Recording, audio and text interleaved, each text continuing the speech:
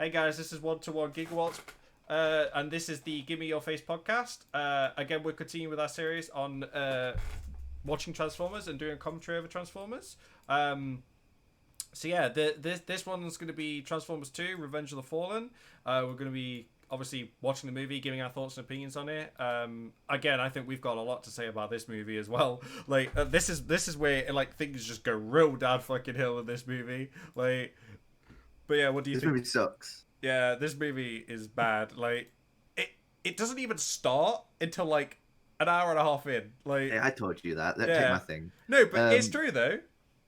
Yeah, the difference between this one and 1, 3, and 4, and even 5 to an extent is that I can't get angry at this one because it didn't have a writer. It had writers, but they didn't write it because obviously there was so much changed in and out of production. Like, I can't get angry at this one. I'm allowed to get angry at 3, but I just get more annoyed at this one. There's parts I can like go, this is awful. Why did they possibly think of this? But I'm like, this is what happens when you let Michael Bay just do what he does. Yeah. You know? Again, being a Transformers movie, this is basically another army movie that he's disguised as a Transformers movie. So and there's so much stuff I could say, like why this is even called The Fallen, why The Fallen's even in it, all the other stuff. It's like, we'll have a lot to say on this one. Probably, hopefully, it'll make an entertaining review because again, this movie sucks. So yeah. Okay, so what we'll do is we'll do exactly the same as what we did last time. If you guys want to watch it with us, then by all means do so. If you want to have a new timestamp in the corner. So yes, we do. We have everything all set up now. We have pictures and syncs, everything. Like we've got that first video was just the pilot. It was just a pilot. It was just a pilot. We didn't really think of too far ahead of how we was actually going to do it. But yeah, this video's got everything synced together. So we got a timer and everything. So yeah, again, I'll start the timer, and then you guys can obviously just watch as soon as the movie starts, and we'll do exactly what we did last time, where we describe scenes or we talk about certain things. But yeah, again, if you guys want to, actually, what we'll do as well, I will put a link in the description where you can actually just download the straight audio. If you want to download the audio and put it on your phone or your iPod or whatever, and you want to just listen to this on the go, you can do. I'll put a link in the description where you can do those. I'll do that for every podcast that we do, so that there'll be a link in the description where you can download the podcast as an audio file if you want to just have it as an audio file.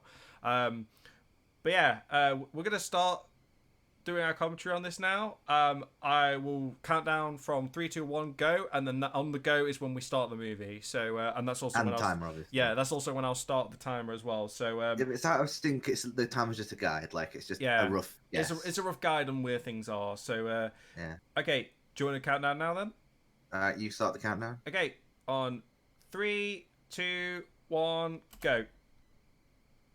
Okay, right, movie starting now. So we get the obligatory like ping pong like digital sounds. This time more evil. So this movie sucks. Oh yeah, this movie's bad. Like it's to be honest, like it's after watching it again last night and just basically I haven't watched this movie since I seen it in cinema, by the way. When this first came out in cinema, that was when I last seen this movie. That's how long ago I haven't seen this film. So I was looking forward to this one quite a bit. Like, cause obviously I loved the first one when I was little, when I was 13, and then watching, I kept up with all the information, knew who all the new characters were, and then when I watched it, I was like, I know this isn't good, but my 14-year-old, 15-year-old self won't admit it. Yeah, like I think we said this in our last video. Is that also what is with these establishing shots? They make no sense. Like what? Like, what is this? I don't like. This opening tells us nothing. It literally does nothing. It just introduces the Fallen, right? But they could have literally done this without having these sort of like human tribal people here. It's completely unnecessary. Why is if the machine is in the pyramid? Why are we not in Egypt? This is clearly not Egypt. Yeah. Also, this opening does not help Michael Bay's. Also, there's a tiger running in the middle of. What? Like, this doesn't make any sense whatsoever. This is a desert and there's a tiger here. And he said it's supposed to be in Egypt, right? That's the machine, right? That's the machine that's going to be the Giza Pyramid. Okay, actually, now that I think about it, maybe during that time period, maybe there was tigers in Egypt. But I'm not sure. Somebody will have to correct me on that. Like, correct me on that. But from what I could tell, that is complete false. Why is there a tiger in the middle of a desert? So all this tells us is that there were Transformers here before, and one of them doesn't like humans. Yeah. Like stepping on them. That's it. Also, he looks like a barnacle, and it's really distracting. Yeah, he does look like a Bionicle. He looks like Makuta, and it's like I know what Bionicle lore is. I'm quite knowledgeable about that. Like, it's annoying because like he's not a Transformer. He's just a Bionicle. Also, why does he have two inner limbs on his arms? How would that work? I don't know. Do you know what? I'm gonna say this. The only good thing about these movies is the title sequences. They look cool when they transform out, and they do. And also, as much as I hate this movie, the opening is still the best out of these 5. Yeah. This opening kicks ass. Yeah, but that's all I will give it. That's all I will give it. That's about it. That's all I got. Like honestly, like because it's a great use of the transformations. It's a great chase scene. The Transformers always work best as chase scenes. Like it's never been anything else. Oh god, here we go. It's got these characters. It's the twins. So the infamous twins, who we'll just call them the twins because that's what they are. Like everyone refers to them as. They were very big, like for the wrong reasons back in the day, as being like really obvious facial stereotypes. There's such like a generic stereotype, and like it's straight up just like offensive. Like I know, and it's like did someone not say to Michael Bay, you know, people didn't like Jar Jar Binks. There's a reason why he didn't show up in 2 and 3 that much. Yeah, and like. He obviously did like learn from his mistake and like that was but clearly from 2 to 3 that was the only thing he listened to because clearly nothing else was wrong. Yeah, it wasn't just those guys. But yeah, we'll talk about those when they come the mandatory Linkin Park in the background. Yep, they made their own that song for this one. They did, yeah. Also, I remember the music video. Yeah. Also, the army characters, the only actual legit real characters, actually have emotions and progression. Let's not go too far. Like they're just the characters that you hate the least. Yeah, but they actually have some sort of a progression and actually do things. So like, as a sequel, right, Tom? This idea like that they're hunting with the humans and they've got new transform. The RC is in that. Yeah. And I thought to myself as a kid, oh, this is cool. We're gonna get new characters. Little did I know, I didn't know Michael Bay back then. I was like, he's never gonna put a female transformer before they're gonna get one line and get killed. Yeah, probably. Also, one thing I will mention to you: the effects look far worse in this one. Like they do not look. There's only certain points where they look just as good as the first one. Everything else looks rushed and horrible. Even this transformation doesn't look as good as the first one. I mean, it looks fine to me. It looks like I think it still looks pretty decent. In the opening, this is where it's the strongest. But I'll show you points where it looks real bad. With the smelling stuff. How can they smell? I know. Don't even get me started. The machines, they can't smell. So Hasbro worked with a lot more designs on this one, and I like the design of this one in a minute. The scavenger one that's like got 2 wheels. I don't see why he's so big though. Like you didn't need to make him this big. Also, them doing this was so like dangerous and necessary. They put so many. Well, they didn't know it was going to be this big. I guess they had no idea that this was going to be this big and it could roll. If they knew there was a transformer there, shouldn't they have evacuated everybody beforehand? They did. It was toxic spill. But again, like they didn't know that it could roll and get away. But I mean, shouldn't they have evacuated everyone in the immediate area, not just in the factory? I mean, I guess, but again, they don't know what this thing looks like, so they probably would have thought, "Oh, we don't know." They should have planned for the worst, which they obviously did not. No, but again, we don't like this is not the problem here. Yeah. So again, I like this thing's design. Like this is a Constructicon, but it's not one that forms into Devastator later. We'll talk about that as I get to it later. Yeah. That one is just left as the Audi R8, and that's officially not an Audi R8, by the way. They couldn't get the rights to it, apparently. Oh, really? It's just something that looks like it. Like. Also, I love the fact that in this movie, the helicopters keep flying really low when they shouldn't be. See, these designs are alright. Like, how they, like... They're not, like, quite human. Like, they... So, why didn't this actually transform into anything? Because it actually doesn't do anything, and it just gets killed. What, the one that's... Oh, no, it is. Okay, it does actually transform. But only for, like, a split second, and then goes back into its car form, and then doesn't do anything else. Yeah. There you go. Look, back into the car form, and that's it. That's the best you're going to see. It's not going to do anything else. Oh.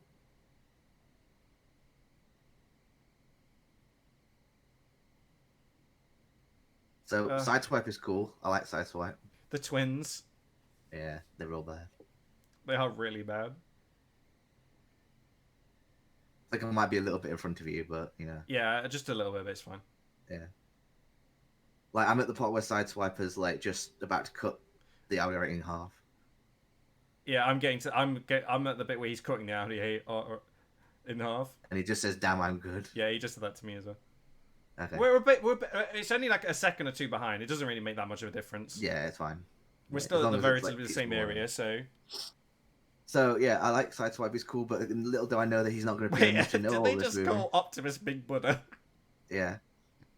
Wait, and it's been said before. It's like, why don't they bring him in early? I'm like, well, because they don't get this cool. Yeah, because they want it to be dramatic. Yeah, it is cool when he jumps down and transforms into the truck again. Yeah, it is cool. Really impressive. But again, like, this is a guy who's like supposed to be like keeping the humans safe, and he's just fine with just causing as much destruction as possible to stop one Decepticon. Yeah.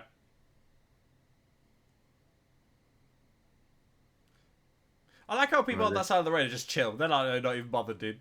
Don't even care. Don't even care. Well, I can do one better, Tom. There's a shot later where Devastator's on the pyramid, and there's clearly people just like in the shot that he couldn't bother to edit out. He's just like, fuck it, it'll be fine. Yeah. Pull over, like pull over. Why? What? Fly. Oh man. So this goes towards the ruthlessness of Optimus, because instead of like offering the chance to surrender, he literally just says any last words and then just proceeds to kill him when he doesn't do anything worthwhile. He just blasts a hole in his head, right? Yeah. Punk-ass Decepticon, what kind of dialogue is this? I know. They're speaking like they're in a motorbike gang. I like how his head is literally just in between these parts that it just hangs off. Yeah. It's an interesting design, but it's a weird one. And here we go. The movie just completely this is where the movie becomes absolute bullshit. Yeah.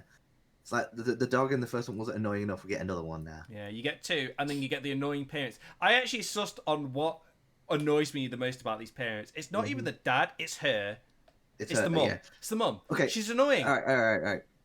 I've said this before, like, Tom. My mum is like this as well sometimes. But I still find it annoying in real life. Yeah. Like, it's annoying in real life. I get it's the parents. I get it's they're supposed to be annoying because they're parents, but like not all parents are like this. Like, yeah, it's too much. Like, they do it way too much. It's like they're doing them as like comic relief, but it's not even like good comic relief. Like, it's just annoying. Also, like, I find that like a lot of our problems just stem from the fact that she just drinks all the time. That's got to be the reason. Yeah. Also, how does she not know that there's pot like being sold earlier? Like, oh god, we'll get to that scene. We'll get to that scene later. I think us, the audience, are basically what Sam's thinking right now. It's like, bruh. You know what annoys me about Sam? Like, he's such a constructed like person. He's like, he wears all these shirts that he clearly doesn't listen to the bands of. He just does it because it's cool. I don't even know what kind of kid he's supposed to be. Like, just the. Because we'll get to this problem later on when like he goes to Optimus, like, I'm just a normal kid with no problems. Like, what do you mean a normal kid with no problems? You discovered an alien race. Yeah. Like, why do you want to be normal? Like, going back to what you said, like, exactly. Oh, here we go. Oh, for God's sake. It's just. Why? That's just by. That is a funny line in theory. Like, you'll see a lot of guys in that too, but it's like not in this movie. Yeah, that was a funny line, but at the same time, like, it just wasn't necessary at all. No. We'll get to some of the really, like, especially, like, John Turturro's thong later on. Oh, yeah. Oh, God. Yeah. There you go. Establishing shot of Megan Fox. There's always got to be one, like, hot, like, one shot that basically establishes her also, as this, like, as it's been said many times, if she's detailing a bike like that, why is she not wearing any protective gear? Yep. Everybody else is in the garage. Yeah. Well, why is she not? Also, this scene, she says she's breaking up with him, and then she doesn't break up with him, but then she says it again. I think, like, it's just supposed to be a joke here. Like, no, it's not. It's legit. Like, it's legit. Like, she's actually serious in the beginning, but then she changes her mind, and then she changes her mind again. Look. I don't know. It's just... It's so confusing. Look, this is what I mean. Yeah. It's weird. I don't like these two are just. I just don't like. I just don't like these two characters. They're just they're completely unnecessary. Like, we could have. Like, he is not as annoying in this as he is in 3, but still. Honestly, if they just focused, like, as much as I don't particularly think they're great characters, but they're better than these people. Like they are the most established characters in this entire film series. If we stuck with just the army crew and just had them as the characters, why I'd be they okay with that. the army? Yeah, yeah, like, that's another question. Why aren't they joining the Secret Service? They've got highly classified information. Why aren't they being brought into the loop? Or, being hushed up. I find it also suspect that like no one would have checked his clothes. Like it would have got debriefed after this. Like yeah, exactly. So this isn't an incited incident because this has happened. We say like we are not kidding. Like this movie does not start until like an hour and a half in. Yeah, because this is not an incited incident. This is just something that's happening. Yeah. Because this does not affect the plot. This is just a scene. This is an action scene. Well, it sets up. Yeah. Does that robot have a penis? Yeah. Wait, what the actual hell? I only just noticed that. Why? Michael Bay, what the fuck? So this is basically the second one. This is basically repeating beats from the first one because there's a difference between a bad sequel and a good sequel. Another dog humping scene. Like, why? First scene is like we get an opening that's cool and like shows Transformers. Then the second scene with featuring Transformers is with little ones, like in the first one, with penis guns. Yeah. And then the dog's humping straight after. This is what I'm talking about. This is what ruins these movies. Is the human characters? Is that again, there's no script. They're just awful. Michael Bay had this idea for a scene and just did it. Also, why are Transformers born with missiles? I don't know.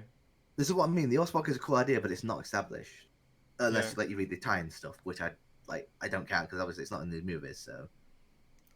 I like how he just stands there for a good couple of minutes, realizing there's like, oh shit, there's Decepticons here. What do I do? Never mind. Okay, fall on the floor.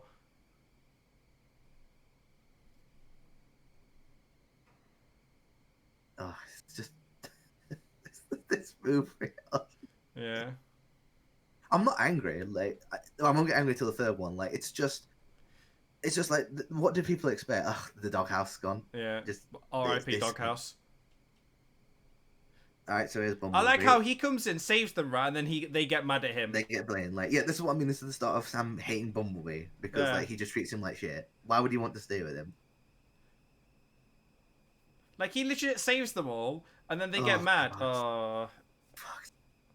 What was she holding on her head? Pants? I think she thought that was one that was alive, but I'm like, it wasn't even moving. Why was she holding it against her head? Like there you go. For the sake of comedy. Like, here you go. They're getting angry at Bumblebee for saving them. Bumblebee, how could you? You piece of shit. You destroyed our house. You destroyed our house by saving our lives. You bastard. Get back to the garage. Us from expiring. Go back go back into the naughty step. Why does he go into the garage in robot form? Why I don't know. This is questions that I have. Why did he go back? Why didn't he just transform? Because obviously 7 doesn't exist anymore, and we'll get to that later because I have questions about why Simmons would just get like disbarred. Why wouldn't he get hired back? Like, he knows so much. Like, we'll get to that later on. But again, another question. Why would they keep somebody who knows so much information? Like, why would they just get rid of him? Just let him work in a meat shop. Yeah.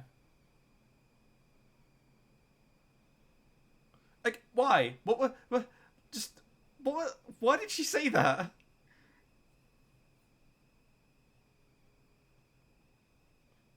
Like, why would the government trust her with national security? She clearly is somebody that could not keep a secret. Well, at least they get to pay for the house. Why would you say that in a kids' movie? Skinny dipping. Yeah. Just. Do I smell? One thing that you'll notice about the effects, and this is a lot in this movie, Tom, that the frame rates of them drop all the time. Yeah. Also, do I smell tax fraud? Yep.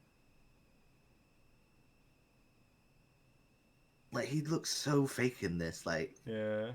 It's the lighting and the frame rate is so off, and it's just a problem for a lot of them in this. In the third one, it's not so bad. It gets back to the first one, and in the fourth one, it reverts to this. But okay, this is the Victoria Megan Fox stripping scene. Yeah, of course. Yeah. What was she even stripping for? Like, to ask him to marry him? I don't know. It looks like it, but it's not. I think she's just doing it as like, oh, look what you're missing, kind of thing. Yeah, it's just. And then in the third one, we just get rid of it. Yeah, we get rid. Wait, what? Why do you want to be normal, though? You discovered an alien race. Why would you want to go to college and risk just getting a shitty job? Yeah, he's you like could have a future that like is the set. like legit like he's legit already set up for life. Like he's already involved with the government. He could potentially get a government established job, right? What, he wants to go to college and do whatever he says he's gonna study. And then He the third doesn't. one is clearly. He doesn't And then the actually. third one, he gets angry because he's not getting that. Oh, it drives me insane because it's like, if I was in this position, I'd be like, look, I might get shot at every now and again, but at least I'll be like set for the life. Like, and even if he didn't I mean, want to be on, so what? yeah, even if he didn't want to be on the battlefield, right, he could at least still be in the office, like sorting out, doing some stuff, like some admin stuff for the government. Like, he's already been established as somebody who has all this classified information and knowledge. Why don't the government use him? It makes no sense to me. It is baffling because, like, Michael Bay could have his movie that he wants and cut out the middleman. Yeah, and just have Sam enroll in the army or be a government agent or something, so he can still get his fucking army fantasy movie that he keeps wanting to do. Exactly, because instead what we do is we get two separate movies, Tom. We get a bad comedy and a shitty high school movie. Yeah.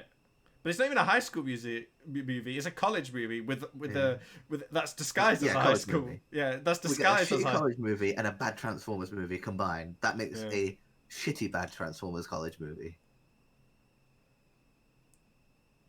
Also, okay, so here's Wheelie, who is actually more annoying than his G1 counterpart, which is a feat in itself. Yeah, at least that one was a crack addict and was funny. This one's just annoying as hell, and then again does the weird sexual shit that makes no sense for a Transformer. Like, so, what they wouldn't do this shit because they like, first of all, Transformers are asexual, so they have no sort of like gender differentiation. Like, they do. Oh, they do. Okay, they do. I'll explain that later, but you know. But like, it just makes no sense why they would do this. Like.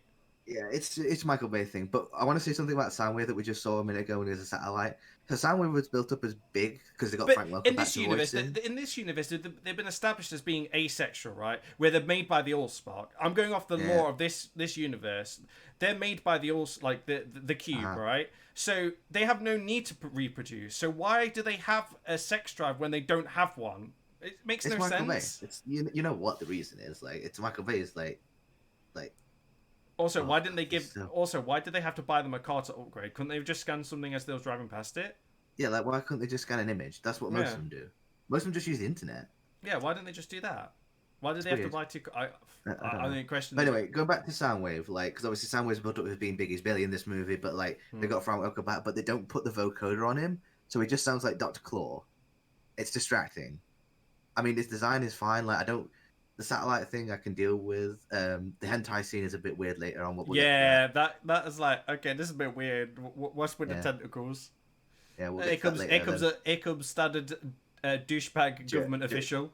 It's like, if you're not in the army, you're worthless. Yeah, you're a piece of shit. I mean, he's technically not wrong. No, he's not. Like, but this is a really bad just exposition dump scene. This is all this is, and they just like the Autobots don't get involved. They just sit there in vehicle mode, and Optimus does all the talking. What's those weird spike things in the middle of the they look like acoustic baffles, honestly. Like, why? Why do they have those like in the middle of nowhere? What's the point of that? All right, so Soundwave's about to here we go. Sexually assault a satellite. Yeah, it's about to... and look like he's enjoying it way too much. Yeah, I think that satellite should call the police. Yeah. Also, like, how does the military not know that a satellite's being tampered with? I don't know. I want to know. Yeah, same. Like, maybe it's especially since he's ripping off pieces of it. Like, yeah. Why does it have a screen as well? I don't know. These are questions. I'm sure satellites would have screens. They wouldn't have a screen. So many questions. Satellite, where did the bad man touch you? Please point on this doll.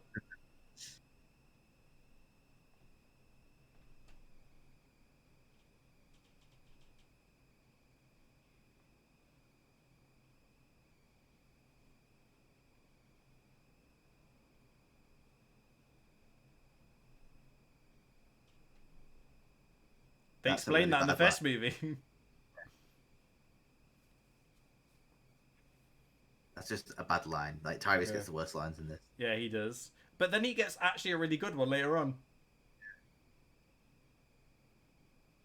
Also, why can't they show an image of Optimus? Did they not ever explain that? I don't know. It's something to do with it. So apparently these Transformers don't know anything about their own history without the Allspark. That's just a really bad way to do a civilization. Like, you lose one thing and you're fucked. Yeah. Especially since in Titan Comics, Tom, he's the one who sent it away. Yeah.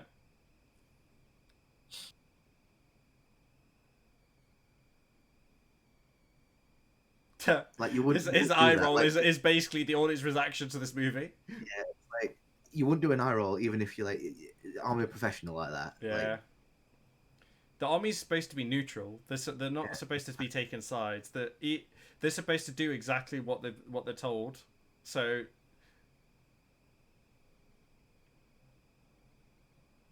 I love the plot here where they're like, just basically like, we know what kind of shits you are. We're not giving you our weapons. Yeah.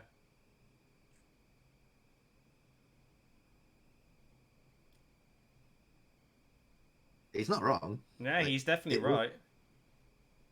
I love how they say, like, but we should be able to judge what best for us. I'm like, evidently not, given our history. Yeah, exactly. Listen to the big robot. He knows best. Yeah, he does know best. They've had one war. We've had millions.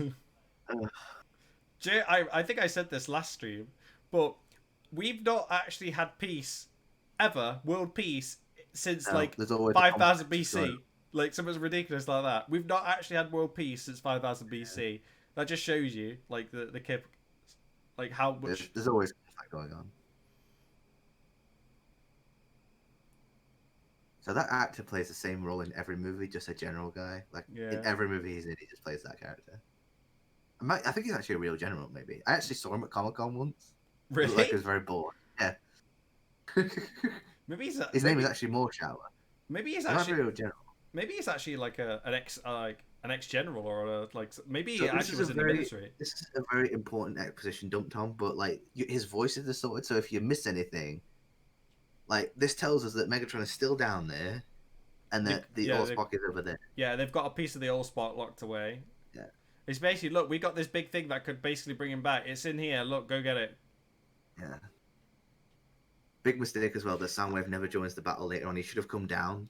How does he, like, my question is, how are we not detecting him in space? I don't know. Like, he's literally orbiting the Earth. Like, he's, like, straight above us. Like, we could see him with a telescope. Like, I love his face in a minute, like, how he just looks at him like, I hate this guy too. Yeah. And also, like, this line that he says to him, like, it's very, like, passive, almost intimidating, like, saying, we're coming up on it in a second. Like, where he goes, like, literally, what if you're wrong? Yeah, he's like, but what if you're wrong, though? And he's like, he's got a point.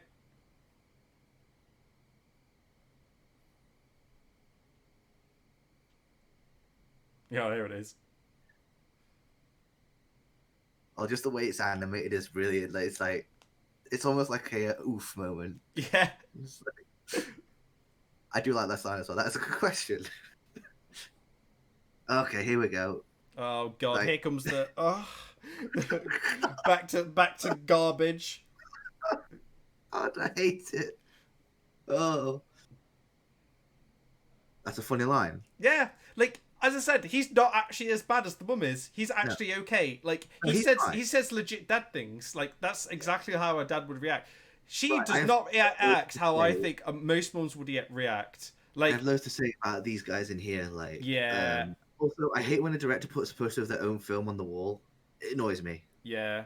Like, I know that it's probably because they have the rights to it. Cloverfield is because that was the first trailer. That was what the first movie. The first one was the first trailer with Cloverfield when that became really big. Oh, really? It's famous for that. Yeah, Transformers is where it had the first trailer for Cloverfield. Oh, okay. I did not know that. Also, what is this scene? Yeah, it's really. Why are they like? Also, these guys are doing some questionable shit. Like, they've got all, like, girls hacked into their. It's basically, like, you know, in the Facebook movie where he hacks in and gets all of. Also, can you imagine if you came to a dorm, right? Also, is that Naruto on the background? It is. I think so, yeah. That is a Naruto poster on the background. That is a really old Naruto poster. Jesus, wait, that's pre-Shippuden. I know. Man, we're old. Man, Jesus Christ. But bear in mind, this did come out in what? 2009. Yeah. Naruto was just started out in 2007 because I remember going to con in 2007. Yeah. When did Shippuden start? Was it 2010 or Yes, so this would just be as Tsushima was about to start. It probably was already out in Japan at this rate. Hang on. Let me Google it quickly. Shippuden. I love how, like, in this Transformers movie, we're so bored, we're just talking about Naruto. Shippuden actually debuted on 2007. And Naruto's older than that. I think the original Naruto came out. It's like at the start. Was it at the start of the decade? Like it was like early 2000s. Like I want to say. That's fair enough. I'm allowed to be wrong. I don't give a shit about Naruto, guys. I'm sorry. Also, we went on a tangent about Naruto, but this. Yeah, what you said, what they're doing is so questionable. Like, how have they not been caught yet? Also, what they're even doing is that they're. What do you mean? Why is that line in this movie? They say that they're hacking in and grabbing files, or they're being sent stuff by people, which clearly is government-sensitive information and top secret. How have they not been found? Because obviously Simmons is like doing it as well, so obviously he's uploading it. But but the thing is that he's an ex-government agent, so he knows exactly what they look for and how to get around it. These are just students. Like, how the hell would they be able to trick security into not being found out? Like, the government can find out their location easily through their by tracking where they're uploading this information from. Like, how are they not being caught? Yeah, you could say, they might be using a VPN. I don't think VPNs were active during that era. So how the hell are they managing to not be caught? Also, that's not how colleges work. No. You can actually do that if you can't do that. It's a thing because if someone's basically threatening you, you can do that. I did it. I want to say I like how they took his complete bed space and turned it into their own server room. Clearly it says to me there was 2 rooms and then they just took his room. Yeah. How does she not know what that is? Yeah. Again. College is famous for this kind of thing. It's known. It's known for being drunk and drugs and. Also, why did he look constipated earlier, Shia LaBeouf? When he was talking to him, he looked constipated. Man, look at those PCs there. God, are they fossils? I know. About as old as my one. Why is every girl in this college a model? And why do they have makeup on before they go into the shower? Yeah, what? Oh, God, here comes the fucking Terminator. Okay, I have people have a theory, right? She's not actually we'll just say it, Terminatrix. At this point, she's just a slutty minx, or just. I get what you're trying to say. She's not a robot at this point, but it clearly says to me that she is, because she instantly looked at him and recognized who he was. I mean, she could be. I could be wrong. This is just a theory. But my question is if they knew where he was going, why did they intercept him earlier? Why did they have to send a transformer in to sort of pretend to be a student? Why did they have to go through all this effort? They could have just if they knew where he was, they could have just barged in and gone, "Oh my God." Why would you... This is not how people who on pot act. No, this is not how they act. This is not how they act at all.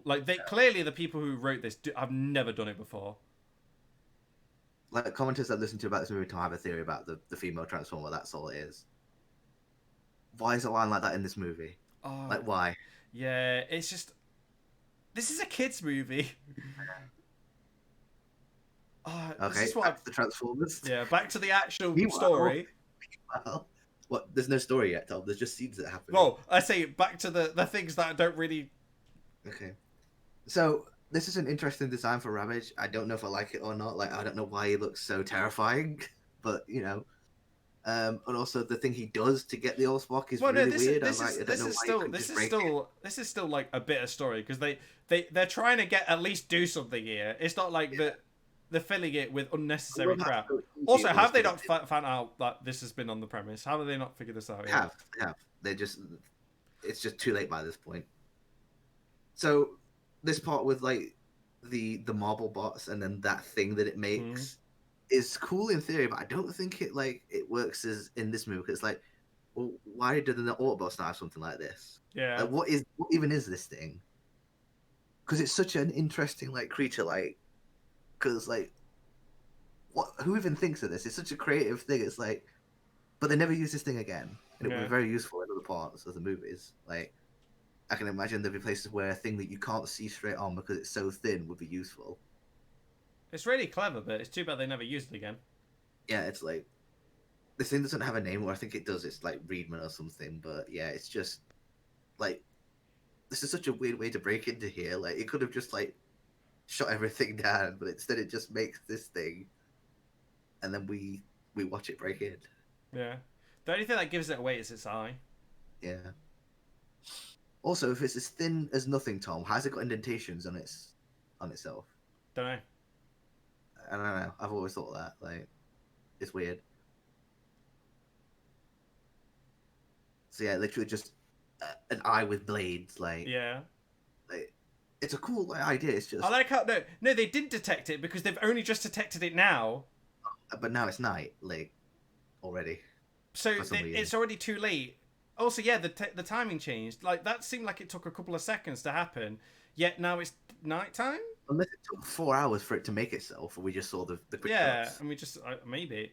Also, it could have gotten away here, but it chose to attack somebody. That is, like, too gruesome for a kid's movie. He literally just jumped straight into him. Yeah, you just cut him in half. Yeah. Like I say, why didn't Ravage, the Panther thing, just shoot them all and just take it that way? Why did it have to create this thing? I mean, it's a weird scene, but like at least it's not as weird as the Pretender scene later.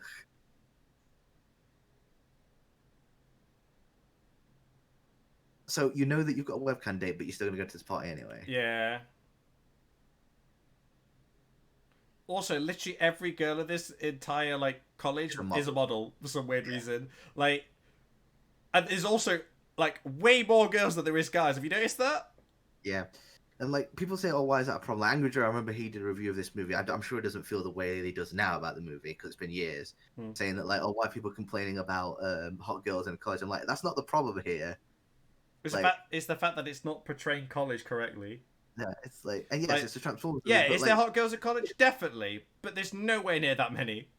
Kids are going to be watching this. They're going to be impressionable, and we want to do this. Okay, one thing I'll give Shia LaBeouf in this movie is he at least acts like someone who's got like all Spock images in his head.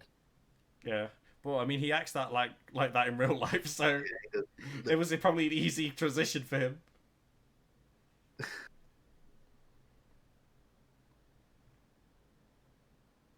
So, is the Nickelback in the background?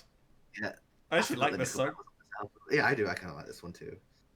It's one of their better songs. Yeah. Look, we like Nickelback. Okay, not great band, but yeah, they're fine. Like, don't hate us for it. Like Nickelback, there's nothing wrong with Nickelback. They're perfectly fine as they are. They just get unnecessary hate for some weird reason. No. Good songs, yes. Yeah, they got some bad songs, definitely. But doesn't every band got good songs and bad songs? Like, they're perfectly fine. There's nothing wrong with Nickelback. Anyway, going off oh yeah, like. Oh, yeah, literally, she's just like on him straight away. Yeah, like, basically, yeah. I'm leaning towards you being more right with this because, like, this is not how a person acts. And yeah, nobody acts that way, especially at a party like that, unless they were drunk, maybe. But it's clear to me she's not drunk. Why would he be at this party if he knew he was gonna have to do this? Okay, there is a funny line in a minute, like one of the funny lines of the movie, involving a shirt. Yeah. Oh yeah, I remember that. I remember this.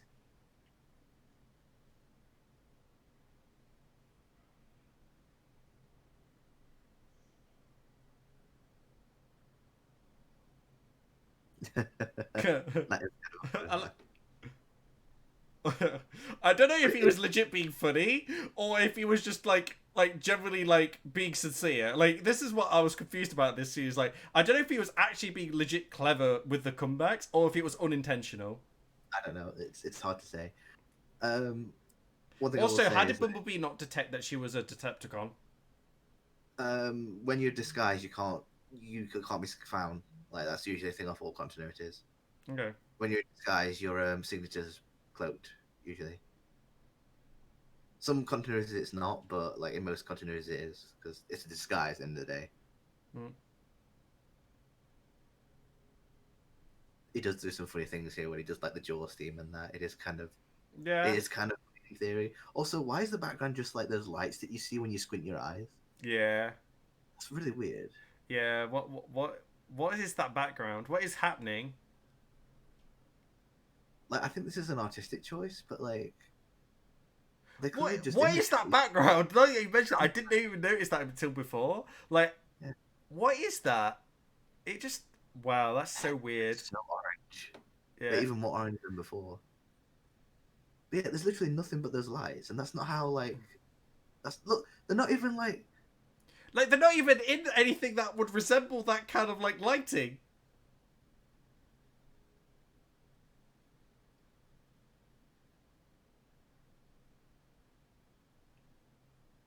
That is. Look at wet naps. I got wet naps.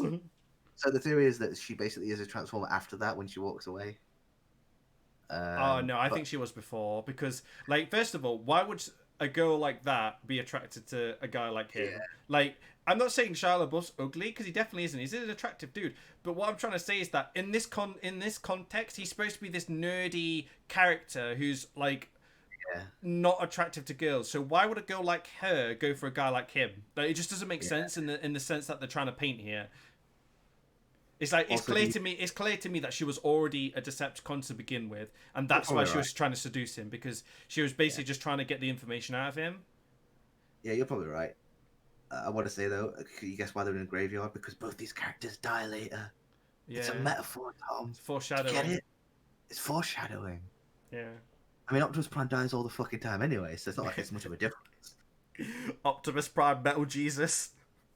Also, if you notice, Tom, we are what's the timestamp? 30 minutes in. I can see on the timer on the screen. 38 minutes. No, 38 minutes into this fucking movie, and it hasn't started yet. And it's still nothing has happened. Literally nothing has happened.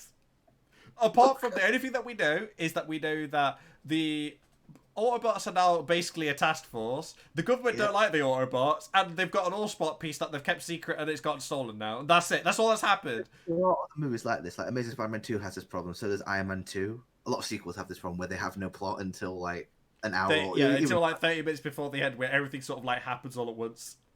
So this is one of the worst edited scenes I've ever seen.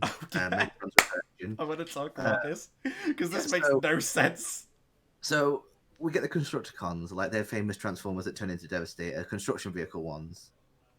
I like the Decepticon dog on the front of Mixmaster's hood. Yeah. That is kind of fun. But yeah, so they're on this ship, and they jump in the sea. No splash marks, really.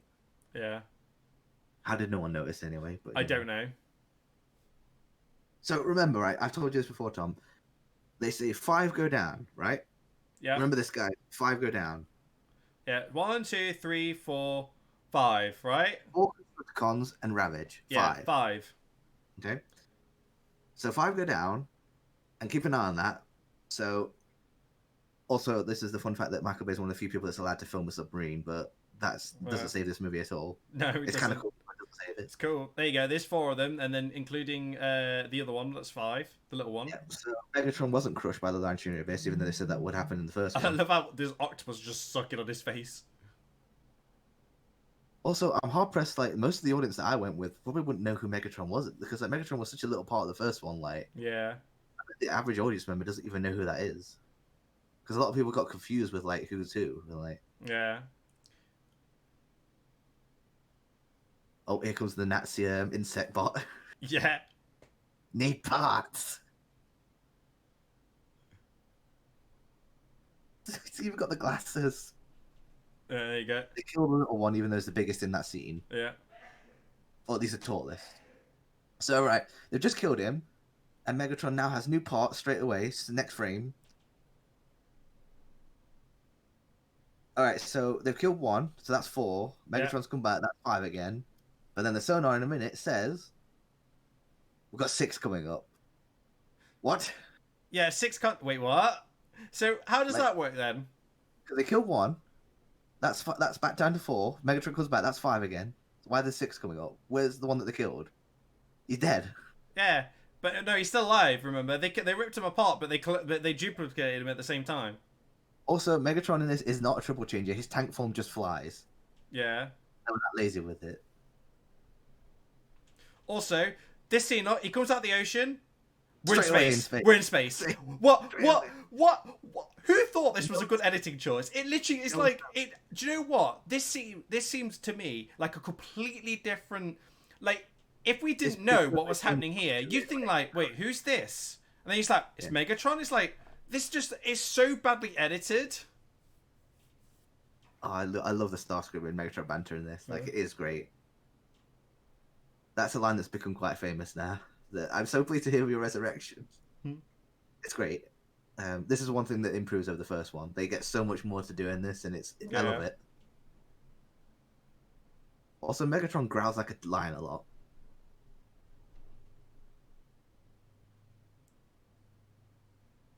A commentary that I watched pointed out this is just. He says, even in death, there's no command but mine. And then look what he says in the next scene. He just said, my master, I failed you. Literally just contradicted himself in the next scene. So our big villain is basically introduced as being on life support in a chair. Yeah. Voiced by Tony Todd, the Candyman. Who does a lot more voices for Transformers after this. Like, he must just enjoy doing it. Yeah. I guess. Where were you in the first one? Like, yeah, well, like, where were you in the first one? If it was so important, would you have done this? Oh my god, like, this movie, man, just contradicts itself constantly. So a lot was changed, obviously. So originally the film was supposed to be in the pyramid, and releasing him would have opened him up, and that was supposed to be a cliffhanger. I wish they'd done that, because that would have been something. Yeah. But again, there is no reason for this to be the Fallen. This is me, like, throwing my Transformers knowledge down there. There is no reason for that. It could have been anyone. Could have been Shockwave. Could have been like, because everything with the Fallen comes after this movie, like him being a Prime and his real name being Megatron as Prime. That's where Megatron gets his name from. Him. Before, the Fallen appeared in one little comic, and it's like, there's no reason for him to be this. I would have rather it been Shockwave or Ratbat, for Christ's sake. Could have literally been fucking anyone. Ratbat was the best Decepticon leader there ever was, and he's a bat that turned into a cassette player. Also, a commentary that I watched pointed out that this is just the plot of Van Helsing. They need, like, energy to make their children. Oh my god, it actually is the plot of Van Helsing. So they need the energon to activate all the creatures to bring them back because they can't live. Also, this guy is so creepy, dude. Like, right. Apparently, Michael Bay based this on a real teacher. I'm like, yes, teachers might be like this, but not to this extent. Nah, like, this is like, look, he's even got the douchebag scarf on. I know. Oh god, he just seems like a total dick. Yeah, one of those teachers. This scene is kind of funny where he's just like flipping out. It is legit. Like, he could do physical comedy well, Shia LaBeouf. I'll give him that. It's just too bad everything else is kind of terrible.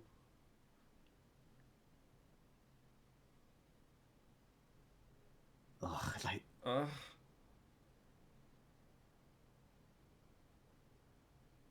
Cringe is the best way I can describe it.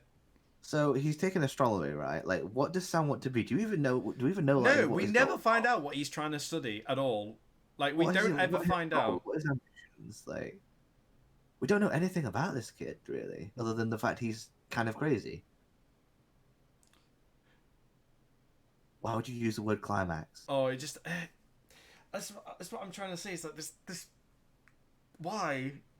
It's the best thing I could say. Is just why? Why? I like when he just writes gibberish. Yeah, it's like... That is kind of funny, though, the thing he does with his face.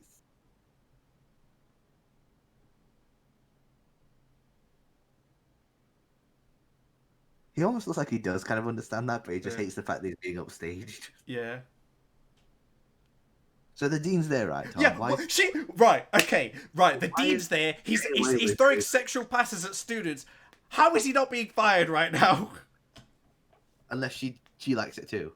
Yeah, it's like the dean is supposed to be the head honcho of the college, right? She's supposed to be the big cheese. My boy's throwing like sexual innuendos and making sexual suggestions at students. Why she's in this? I don't know why I'm clapping. Why she's like there? How is he not being brought into the office saying you can't do that shit? Okay.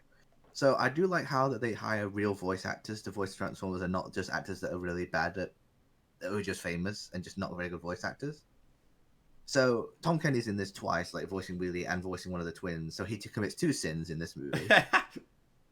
That's a definite 2 strikes right there.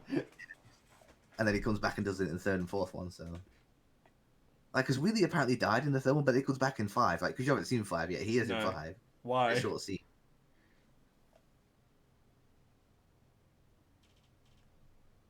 Oh no, the insult, dude. How is he going to recover from that? No. I like how I get angry at people here. Like, watch your foot. Watch the foot. Watch the foot. I don't know what he means by that, but watch the foot. Mm.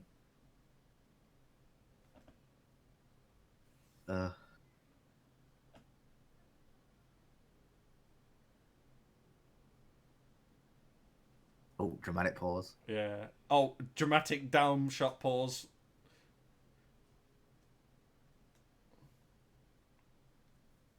I always forget that she's called Michaela, and it throws me off sometimes. I keep thinking, who's that? And I have to remember who it is. So there's a cool use of effects here where they actually use a practical model and him, like, because the practical model is when he hits the traps. Also, why are you stepping when you've got wheels for feet? Yeah. Weird.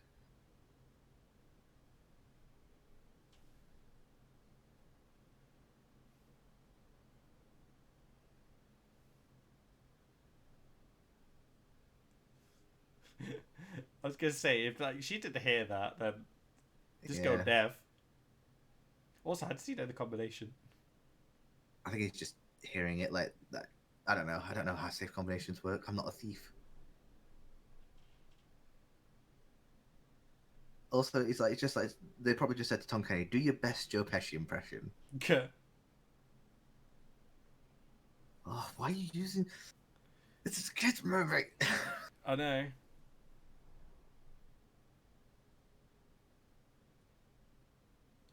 So like, why do they make him into an Italian mobster?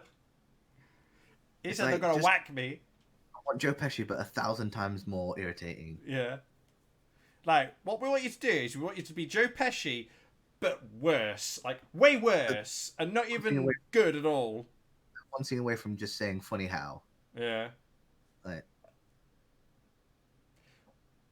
Also, how did that not get detected by security? Yeah, how would that not get detected by security? That's not possible. No, not the Bad Boys 2 poster. A good movie.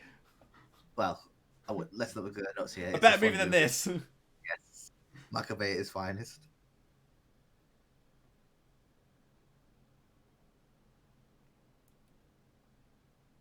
Wait, what the fuck did they just say? Get clear. Like, what do you mean? He just told you it. So, where are the Autobots going? Like, what's their plan? I don't know. Why are they all so far apart? I know. Like, but in that same shot, they were all together, but then they're all in like different parts of the country. The next time they show up, they're literally at the forest battle, and then Optimus just does it on his own, and then they show up right at the end. So, an introduction to astronomy. Again, Tom, we are like what? Nearly an hour in, the movie still hasn't started yet. Yeah, literally 50 minutes in, and the movie still hasn't started yet. Yeah.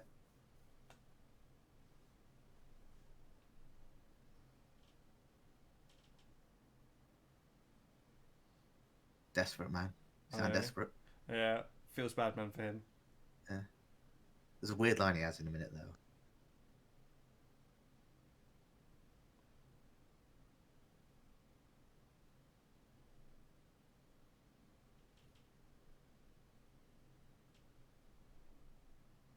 He looks so sweaty. Like, I know. It actually looks like he has been doing these. Everyone's still so orange in this movie. Yeah. Orange. Oh my god, why would you say that? Why would you say that? That's so weird. It's so... No, I could like... Nobody would ever say that. Like, no one would say, I'm going to watch, like, my roommate get it on with this girl, who is not a girl, is actually a Decepticon. But he doesn't know that. Why would you want to do, like, I'm so many questions. So, she's only got a tail here so that we can see the panty shot? Yeah, basically. And also just to basically subtly say, yeah, she's a robot. I mean, this is a Terminator. Yeah. This is already a hentai. We've already had tentacles. So yeah. So, I mean, why not one more, right? What's one more going to make?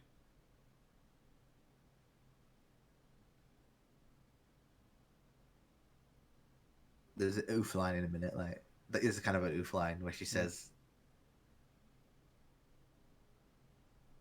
That is kind of an oof line right there. So, Alice being a pretender, this character. So, now... obviously pretenders are a thing in Transformers. I've always thought that was silly. It's Transformers that can basically turn into humans. Right. It's been a thing since G1. It has been a thing around. But the problem is, we've had Terminator movies before this. We've had other movies of robots before this. As soon as you do this in a movie that's already established as vehicles, it's a completely different movie. Yeah. You can't do it. Like, you cannot do it. It has to be its own movie. And also, they didn't even do it right. It really served no real purpose except to say to Sam, "Yeah, the Decepticons are trying to track you down," but they could have done that in a different way. They didn't have to do it this way. That didn't look great. No, it didn't. Because, like, why don't they all turn into this? Yeah. And why don't they ever use this again? Like, because it's never used again. This is a kids' movie. I know. I don't. Honestly, like, how did they get away with half the stuff they put in this movie? This is supposed to be a kids. Wait, isn't this a 12? 12A, like PG-13, basically. PG-13. How did they get away with the half the stuff they put in this movie? Censors don't mind now. Like, one F word you can get away with. They have an F word in this movie, but it's like you can't really hear it. How's she acting like better here than she is in any other part of the movie? Yeah.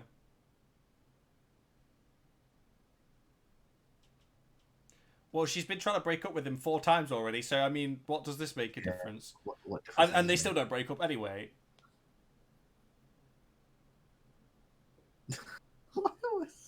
That is basically like everyone's, like, the audience's reaction to this movie. Who are you, and why are you still here for this entire movie? Why are they taking you with them in this entire joyride across, like, the world, trying to hunt for Decepticons? Like, why are you still here? What's that like?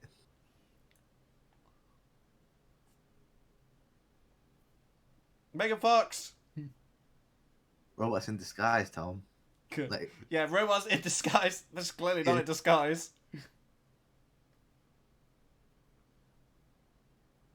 You know what? Do you know what's better than doing anything stealthy and not getting caught? No, fucking blasting massive holes in the library being seen by everyone. That's how we do it. That's how we roll. I like how they still said it's a bomb. They just all see this massive robot come in and destroy. Also, why did it randomly change into the human form here? And then expose itself in other scenes? Like, it makes no sense. The tongue is like, they're still there on the tip of it. Yeah. That's kind of creepy in the movie meant for kids. In a horror movie, it might work, but not in this.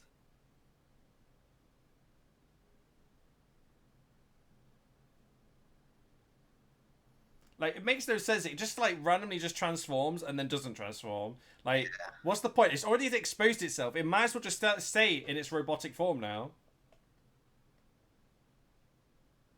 Yeah, it's real bad. So yeah, we're about to get to a big action scene, and this movie still hasn't started yet.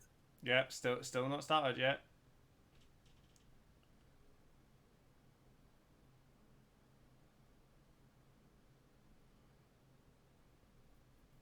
So the helicopter that appeared in the first movie, the helicopter transformer, is back. Even though it's not the same character, it's a separate one. That was a whole thing. They just use the same chassis and assets. Yeah. I'm like, fine, just establish that they can use the same forms. What was it actually trying to do here? Was it just trying to pick them up? Like, yeah, like, what was he trying to do here? What was he trying to accomplish? Like, his arm is falling off. Like, he is not, like, holding on. His arm would be out of its socket. Yeah.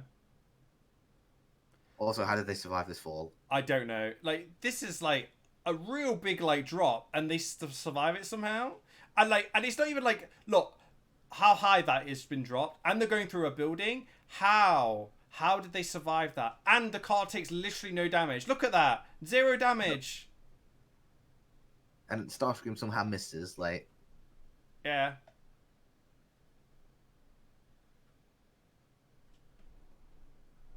Why is he spitting so much? I don't know.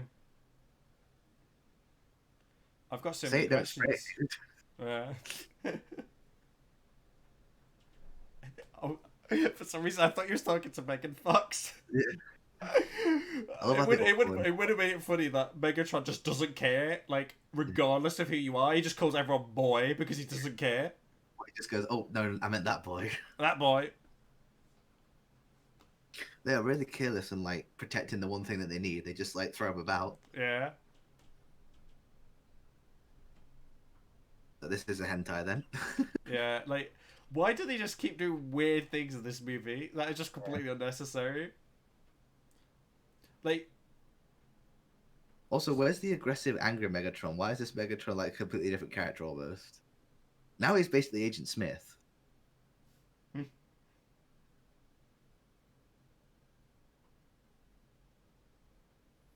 So what are they actually trying to do here? Like, they were trying to, like, get the information out of him, right? Like, okay, Michael Bay in the commentary, because I did actually watch the commentary for this movie, and he was not happy because he kept like going on about how people were complaining about it. I'm like, dude, you even hated your movie like years later. Shut the hell up. Yeah. But like, he was complaining that people like saying that there was comparisons to the Matrix, because of the Matrix leadership. He thought that because of the Matrix leadership is called that, that's what they were saying. It's like, no, this is what they're talking about because you literally do the same thing that they do in the Matrix, but just put it in his nose instead of his belly button. Yeah. The exact same scene. Right. That's what people are talking about, not the fact that something's called the Matrix. Yeah. It's the similarities in how they do things, not the actual naming convention that they're concerned about. You also have a big actor who was in the Matrix, voicing one of your main characters. Yeah. So why do they need the brain on the table? Because so he has the symbols in the all spot in his head that will lead them to the energon harvester. So why do they need to take his brain out of his head? Why do they need him? I mean, I'm assuming because he knows where the Matrix leadership is, but they keep saying that they want to know where the harvester is, the energon harvester, but the Fallen already knows where that is because he built the fucking thing. Yeah, so why do they need him to locate where it is when they know. already know where it is? I don't know. Oh, this is a big action scene, and this movie still hasn't started yet. Yeah. Also, the geography in this fight. Also, can we get a clap for them doing Linkin Park, but as an orchestral piece? Yeah. So Optimus literally does all the work in this fight, and yeah, like, he does. Optimus does all the work in most of this movie. Yeah. There's a point later on where he literally takes on 3 of them and then nearly wins. Like I just picks him up there, like just you come here. Yeah, come okay, on. No establishing shot of where we're going. So like we're in this industrial complex, and then we're already in a forest. Michael Bay has no concept of anything. We're already at a forest. What the hell? Like then we're back to the city again. Now we're at a forest. This is clearly not the same forest. Like they left at the same time. How did Optimus get there faster than Bumblebee? Bumblebee's hardly left, but yet he's already halfway across the country. Okay, this fight scene is cool in theory. The problem is that there's too much in the way that you can barely see. But I guess that's why they did it, because they want to block a lot of the bad CGI. Optimus, like, is not even phased that his mortal enemy has come back. He's just basically beating him to submission. No, like... Yeah, also, Optimus is, like, kicking his ass, dude. Like... Yeah, that's through this entire movie. Here's Grinder, not Blackout. Yeah. Starscream. He's like, fuck that tree in particular, though. It's in my way. Okay, just to let you guys know that we might have the version that is got the extra IMAX deleted scenes. So if that's the case, you'll have to just adjust your time accordingly, because there are deleted scenes on that aren't in the standard version that were added later. So certain copies don't have them. Oh really? Like what? I'll be able to tell you once we get there. Okay, that's if this we. Have it yet. I'll know because that's actually if we have them. We do. I'll tell you what it is. So in a minute. Okay, here, this fight scene in a minute. This scene right here is literally not in the standard version. So if you don't have this version, just adjust your timing accordingly. It's like a few seconds. Yeah. So just say when it's over. The cut where he drops him now, that's the normal one. Okay. So most copies of it now have that, so this shouldn't be a problem. Because I think they just added it back in on the normal versions. Because I think my original Blu-ray of the copy doesn't have it, but any copy that I've seen afterwards does. So I like how Optimus is like, right, it's time to go Super Saiyan now. Yeah, this music is really cool, and like this should be cool in theory, but where are the other Autobots? Yeah, like they all left at the same time. How is Optimus so far ahead of them? Like Funny this thing really is, cool. he actually does nearly win as well. Yeah. Look, he just headbutt Starscream. Yeah. Oh, more decapitation fetish. Okay, I like how he snaps off. Right, this in a minute is not. You can't do this in a kids' movie because if they were people, you would not get away with this. Look at this. Yeah. He just tears his face in half. He's got blood as well. Like that is not on. Yeah. You cannot do that in a kids' movie, and it just calls him a piece of shit, but just Piece of tin. You cannot do that in a kids' movie. Like, Optimus did big boo boo there. Like he knew there was still two of them there, but yeah, he turned his back on them. He literally killed 3 of them. How is he weak? Like he literally wiped the floor with all 3 of you. Yeah, he literally just kicked their ass. Like, how is he weak? He got a cheap shot on him. The 12th time Optimus was died at that point. Optimus be dying so much. He's worse than Krillin. How does he know that Optimus is dead? I know, like... What, did he just sense it in his nuggets? What? How does he know? Why does he have, like, supports for his arms? I don't know. Also, Optimus is still technically alive here. What? Such a bad design. Wait, he said the last Prime is dead, but he's still alive. What? Yeah. Also, is it me or did Shia LaBeouf just look different there? He just looked completely like a different person. A bit more of a haircut. Yeah. Look, now they show up. Yeah, now they show up when Optimus is already dead. So Optimus has died, Tom. Oh, we still haven't started the movie yet. The movie still hasn't started yet.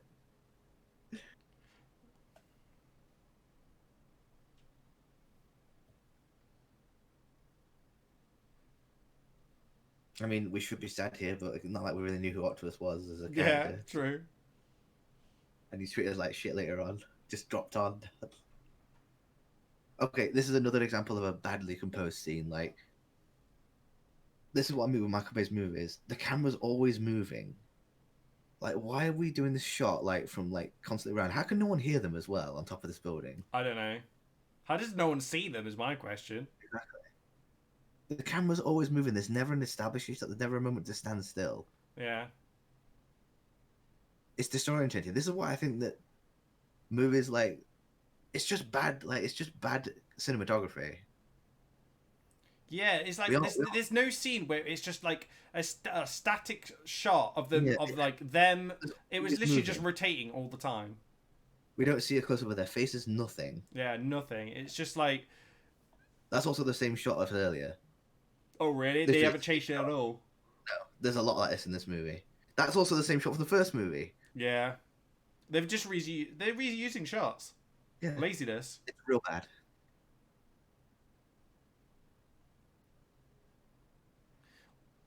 I'm still confused how no one knows that he's hacking that satellite. How do they not know? Also, they're eating very stereotypical like French food. Yeah. Like escargot, frog legs. It's like, come on. There's also a mime. It's like, Jesus Christ, come on. He doesn't help his like. It's like people saying that he's like racially insensitive. I like how they've now established we're in New York City, even though we were just a minute ago. Yeah, like why have we got a timestamp there? Like, yeah. This is what I mean. This is the problem, Tom, when the movie doesn't have a writer. It's all over the place, man. It's completely all over the place. It's a mess. It's also, where are we now? Where are we now? They're not explaining exactly where we are. Where are we? Why are we here? Like, why? Again, literally just reusing shots, but just adding more. They're literally reusing shots from the first movie. Look, that is the freakiest mime I've ever seen. Yeah, also, a mime would not get up in your face like that close if they still exist. Yeah.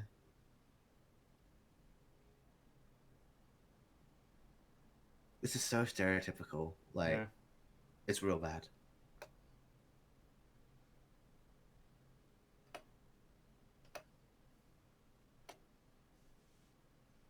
The only shots that are not a special effects because it's apart from this one. Ugh.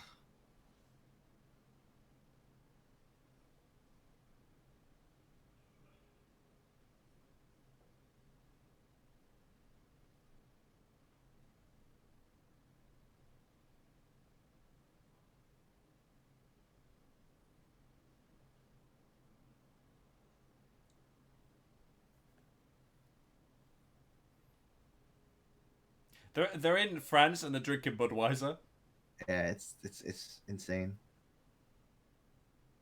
Imagine going to France and drinking Budweiser.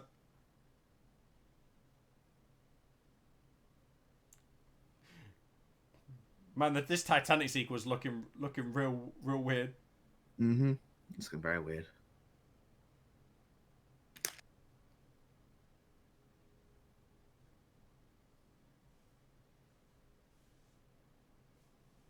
What revenge? He's already dead. Yeah, like I don't get what he wants revenge for. He wants revenge because he couldn't kill people in the first place.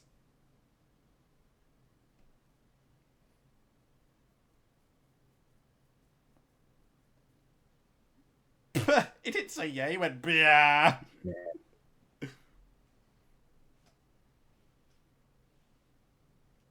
So we need to mention as well, Tom, that in this movie they established that they covered up the first one. I'm like, bullshit. Yeah, how the fuck did they cover all that? Like, they got exposed so much. Like, how the hell did they not? I'm sure that's not how this works. Yeah, how the hell did they cover that up? Like, I'm sure that's not how this works. Yeah. Now, if you saw that, Tom, would you just think it was like an advert or something? Yeah, I'd be like, what the hell is this? Because why am I being talked to by bad CGI? Yeah.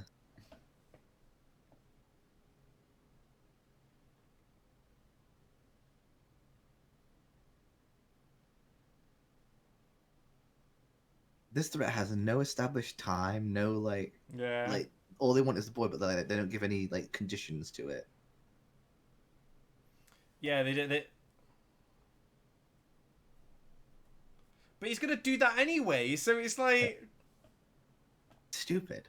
Yeah, it's like give us the boy and die, or don't give us the boy but still die. No time frame at all. Yeah, no time frame on how long they've got. Where they don't even state where they should bring him to if they find him. Nothing. Worst threatening video ever.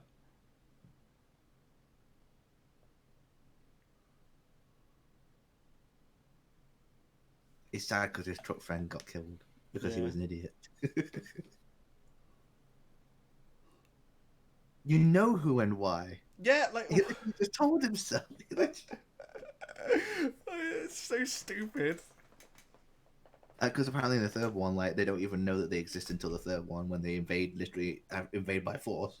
Like, how do they not know they exist? Like, they've established in this one that they do. Like, the whole world has seen it. Also, where the hell are they? I don't know. Where actually the hell are they? Well, I don't even know what country they're in. Anything.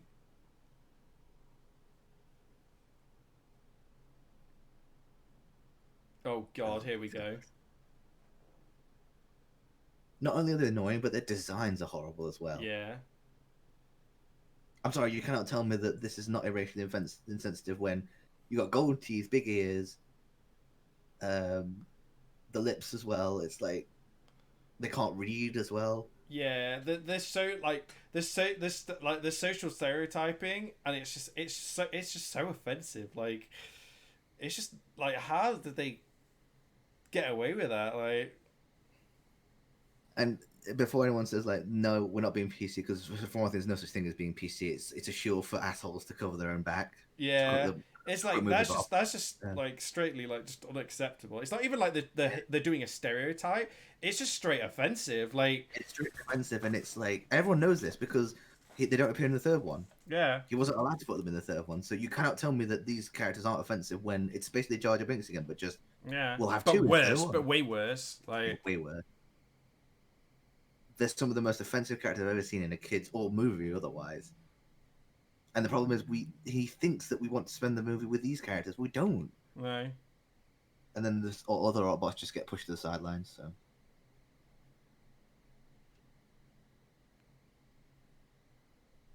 I mean, he's not wrong. He will win. Yeah.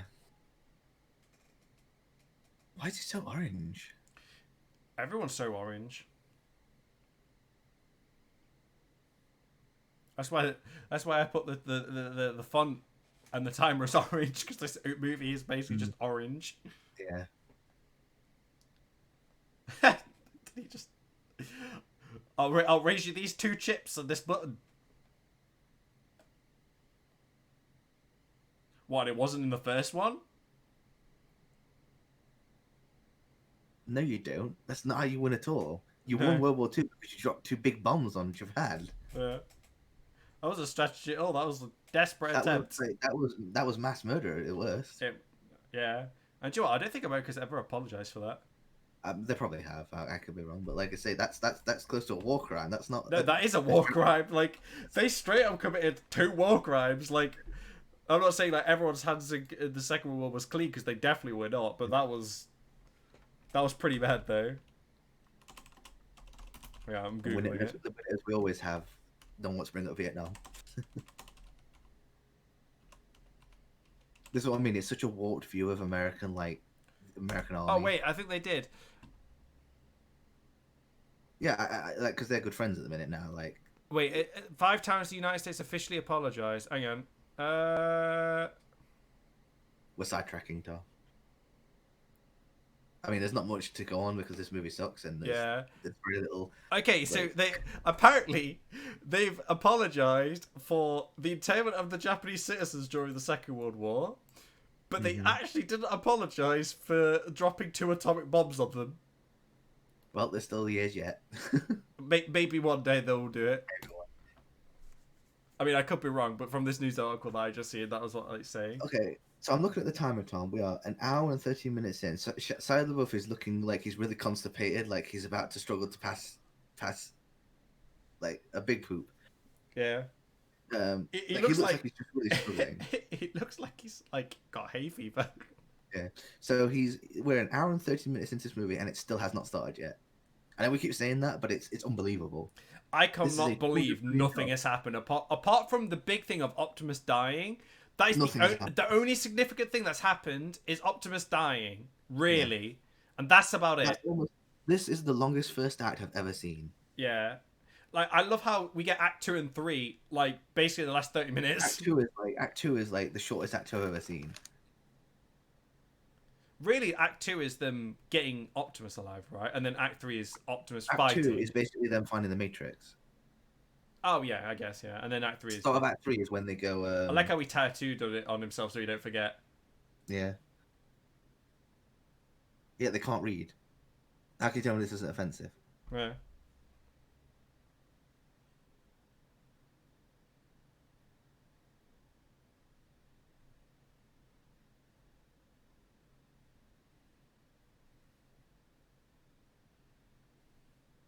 Kids movie. Yeah. Why are they saying things like this?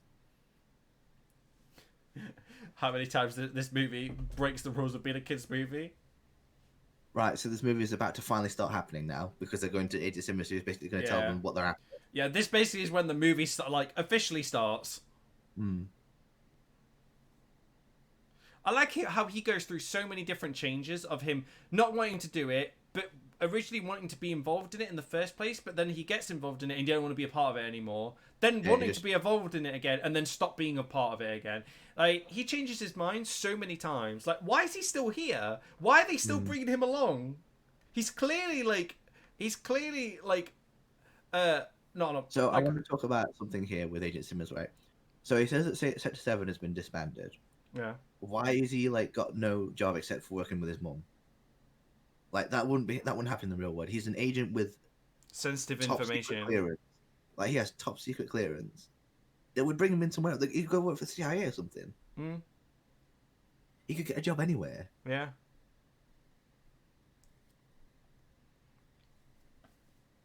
And this is him working here kind of offensive? I don't know if it is I don't think so, but I mean, in my eyes, I don't think it is, but. A very we're witnessing a very well respected actor ruining his career. Yep. He comes back in 5. I know he does. How to make a very well respected actor lose all dignity in 2 movies. Yeah.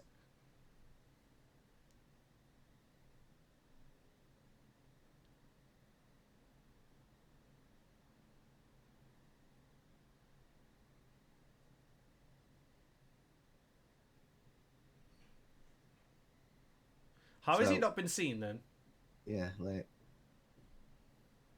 there's no like establishing like of the FBI looking for him. There's no like teams looking out for him. There's no time frame. There's nothing. There's no establishment of time or anything in this movie. Like it's all over the place. Like we don't like got to the part where they just randomly teleport for no reason. Yeah, they teleport to Egypt for some reason. It's like okay.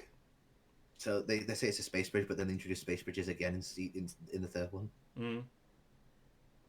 Also, if they could just teleport to every part of the planet, then why doesn't all the other Transformers do that? Yeah. If they could just teleport, then why don't they just teleport? This dates the movie quite a bit. Also, anyway. Like it states like that the old one. It's a swine flu right there. Like that dates the movie quite a bit. Yeah, that does date the movie right. Also, he's got like a huge ass like house underneath his shop. How's that head still intact? Wasn't it like he did a freezer himself on his head? Did he put it back together? I don't know. How did he manage to sneak all these files out of his office? How did no one say anything? It's like, don't mind me, I'm just going to take all of the files that are top secret and not supposed to be disclosed. Oh, don't mind me, I'm borrowing them, don't worry about it.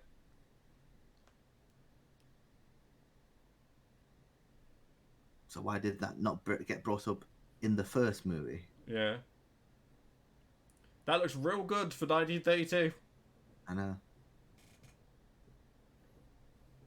Is that Tom Hanks? I look like it. You kind of look like him.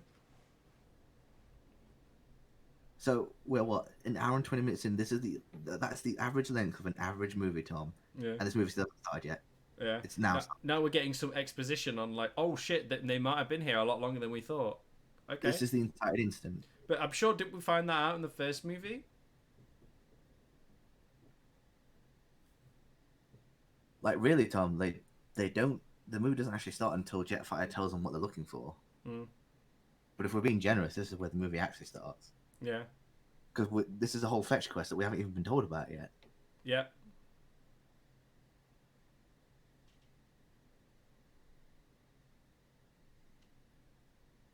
But how do you know that? Get it? Because he works at a butcher. Because he's a butcher. Yeah.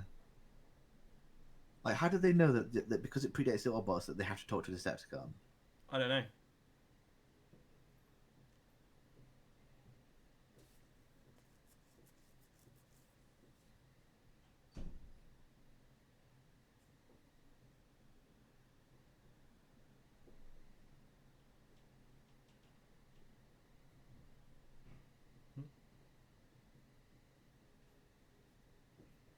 I'm just done at this point. Yeah.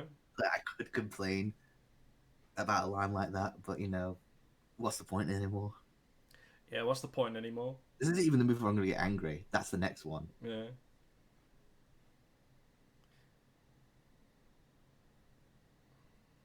So how the hell does he know what the language is, but the other two robots didn't?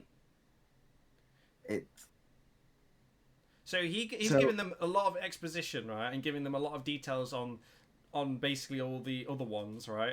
And yeah. So why didn't the other two know any of this, but he does? Exactly. It's again. Is it because he's a Decepticon? But shouldn't this be common knowledge between all of them, like not just the Decepticons, but Autobots as well? This scene, if I was a kid, Tom, I would be scarred. oh no! Oh God, why? Scarred for Why life. is every movie he gets naked? I don't understand. No one tell him like not to put it in. It was so unnecessary. There's no need. This is what I mean. It's like the second it does that, the movie's just lost all credibility. So why is he telling them to take some pills?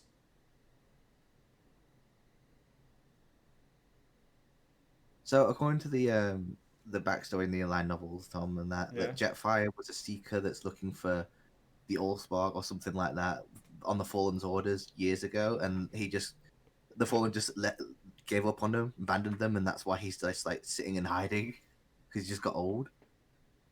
I don't know if he looked like that beforehand, because I really do not like Jetfire's design in this. I hate how he's like. Why did they use that as a distraction? Yo, right. The plan is come out of the toilet with your pants down. That is it. He could have just done like, yo, where's the thing, or asked them for something, or. Yeah, it's frat boy humor. Yeah.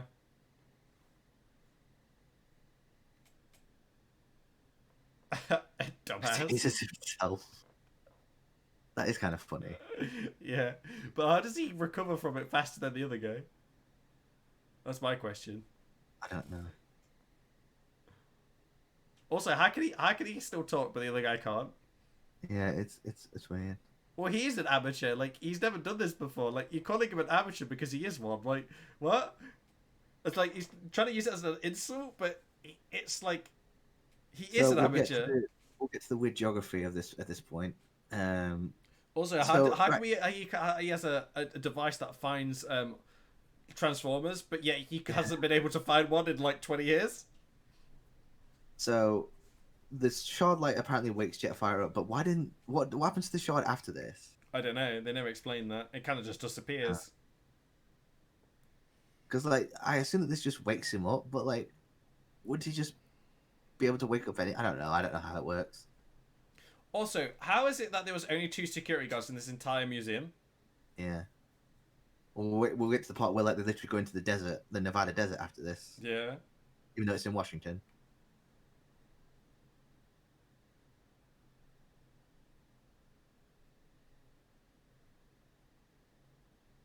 Also, how does he know to call him freshman? Yeah, like this is like say why would you give a Transformer this dialogue?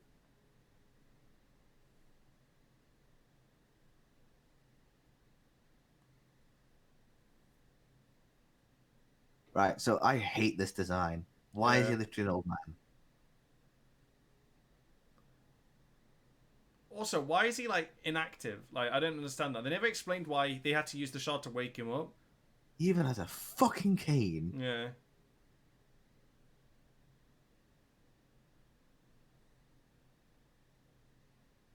Because he cannot have been designed that way. No. But I hate how he's literally old. So he looks he's old. like he's designed to look like an old man. So does that mean he's always been old? Like, you can do this character, Tom, but just make him look cool. yeah. He doesn't have to literally look like an old man. Like, just make him look cool. Make him look like what Jetfire normally looks like. Like a cool looking jet, but just make him old. Yeah. He can be old and look cool. Why are they in the Nevada desert now? What? And they weren't gonna be angry because they literally broke into a museum. They're already out of the museum now, Tom. They're not in Washington. No, I mean, like, they said the museum's gonna be very angry. They would already be angry because they broke in the first place.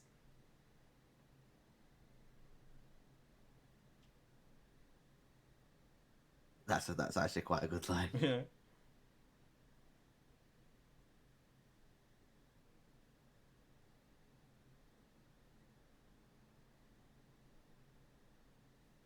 I mean, he's not wrong. It is a choice. They choose who they want to be. They want to side with, right? They're not born into it. No, even though in this it seems like they are. Yeah.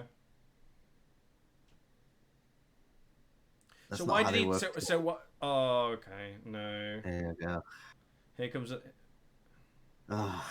It's just. Why? Someone got paid to animate that. Yeah. Like, why?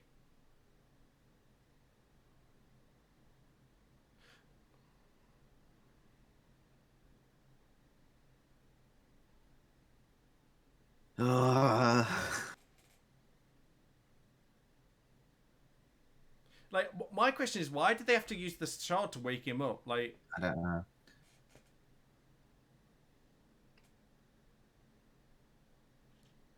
Oh god, the fart jokes. Yeah.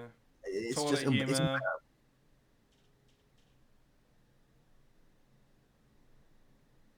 I just hate this because like it is the next position, but it's just all this is done for the sake of comedy. Yeah. Like, I like how they just stood by and just watched him draw these symbols in the sand. Yeah, they broke into this museum. I'm sure security would be on the way, and they're just like, yeah, just draw in the sand. Don't worry about it. Yeah. Also, when did Bumblebee and everyone suddenly get there?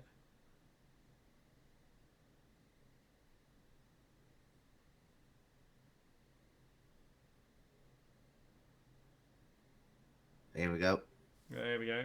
This is what happens when your movie doesn't have a script, Tom. We just teleport for no reason. Yeah. I mean, it is a cool ability. It's just too bad they don't ever use it ever again. Yeah, and then they reintroduce it in the third one as a completely different thing, even though they said it's a space bridge. This is also where Shia LaBeouf actually burnt his hand, and they just use this as an explanation. What? We actually what? He actually really burnt his hand in real life, so that's why they use it as an explanation to like. Oh, really? Yeah. No, I didn't even realize. To be honest, I actually didn't even notice he burned his hand in this scene at all. Yeah, because his hand's got a bandage on for the rest of the movie now. This is kind of funny here. Like, it's juvenile funny, but it is kind of funny. Where he says, "My balls."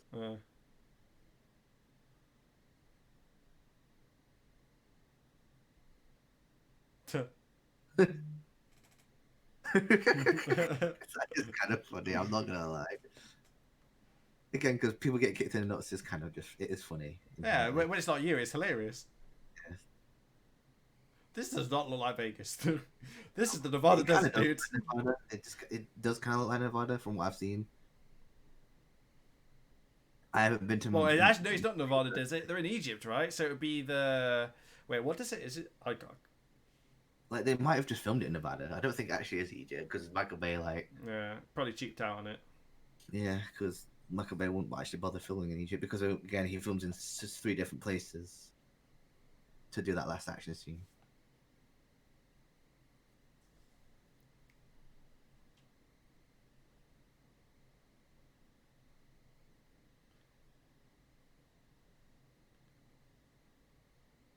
Right, they don't really explain what Energon is. No, they never explain what Energon is. They just said it's a lifeblood of our race, and we have to harness suns to get it, apparently. Because in the Time comics, Tom, they're doing it to charge the cube. Yeah.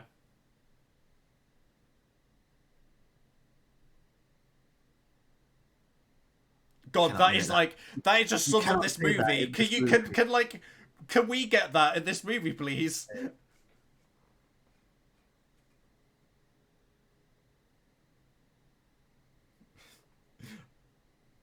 When sometimes it's 13. Yeah.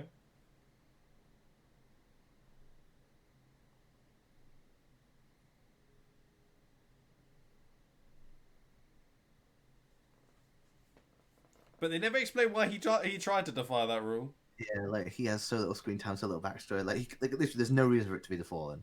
Yeah. Why? Why? Yeah. Like why? But why? They never explain why he hated us. They just say he did for some weird reason. Like... Right?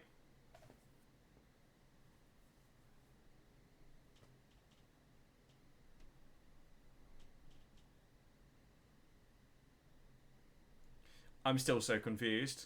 Yeah, I don't understand it. Like, I know what this character... But even then it's confusing.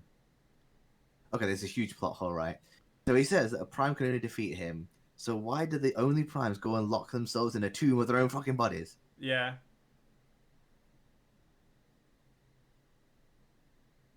Why? Right.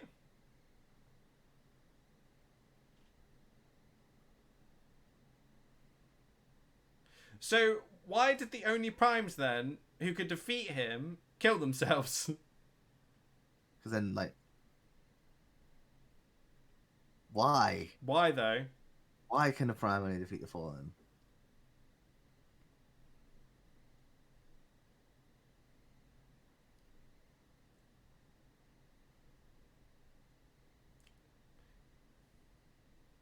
Idiot. Oof. Why? Why does it have to be a Prime? They never explain why it has to be a Prime. Why didn't you just use the shard, you idiot? Yeah.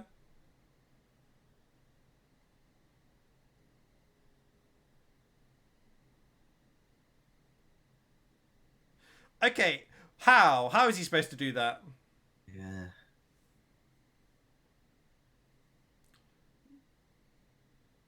So why do they need him as the map to find that, to solve that riddle that he just gave them? I don't know. So why is Shia LaBeouf even relevant then?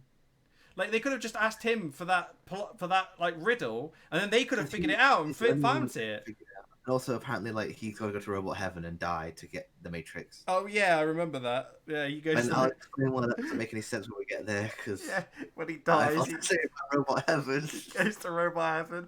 God, that Jesus, that fucking. Okay, right. They're gonna make a call.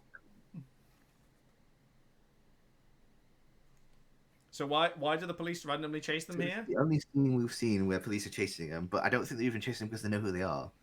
No, they just chase them for no reason. Only chasing them because, you know, it's a chase scene. Yeah, they put it in there just to have a chase scene.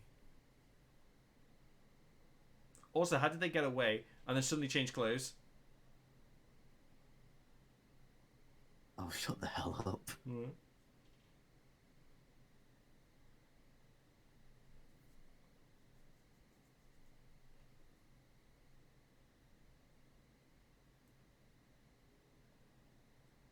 He gave us such a look then. I'm like, that's actually kind of a good idea.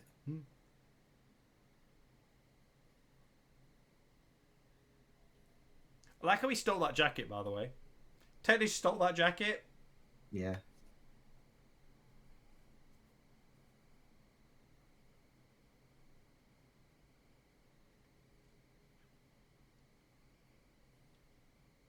What were they actually going to plan to do with Optimus's body if they didn't revive him? What were they actually going to do with him? Melt him down, I guess, because the fourth one hasn't happened yet.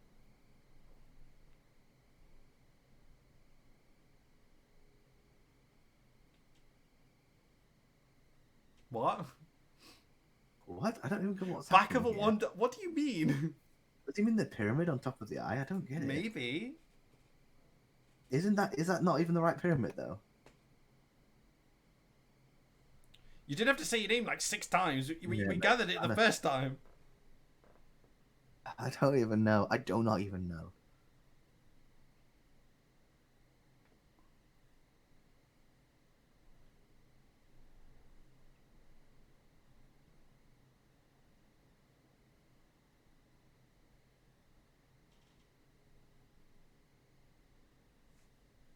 I mean, he's got a valid point. Yeah, like this would be easier, you know, if like we'd establish these characters as being part of the same team instead of doing this whole fetch quest bullshit. You know what it means? I have no idea. So why is the actor who played the Oompa Loompas in the remake of Willy Wonka like here? I have no idea. I don't get it. Like again, they just had this scene just to for sake of comedy. Just for comedy effect. Yeah, there was no point for this at all. I mean, yeah, maybe the camera, but they could have done that in a different scene.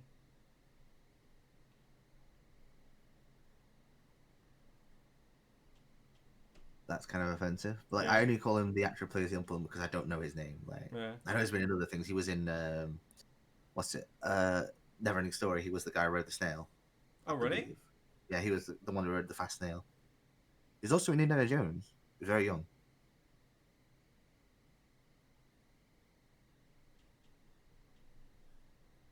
So excited for you. I like how he said New York and they're like, yeah, let him through. No passport, no security. Fuck it. New York, go, go, go.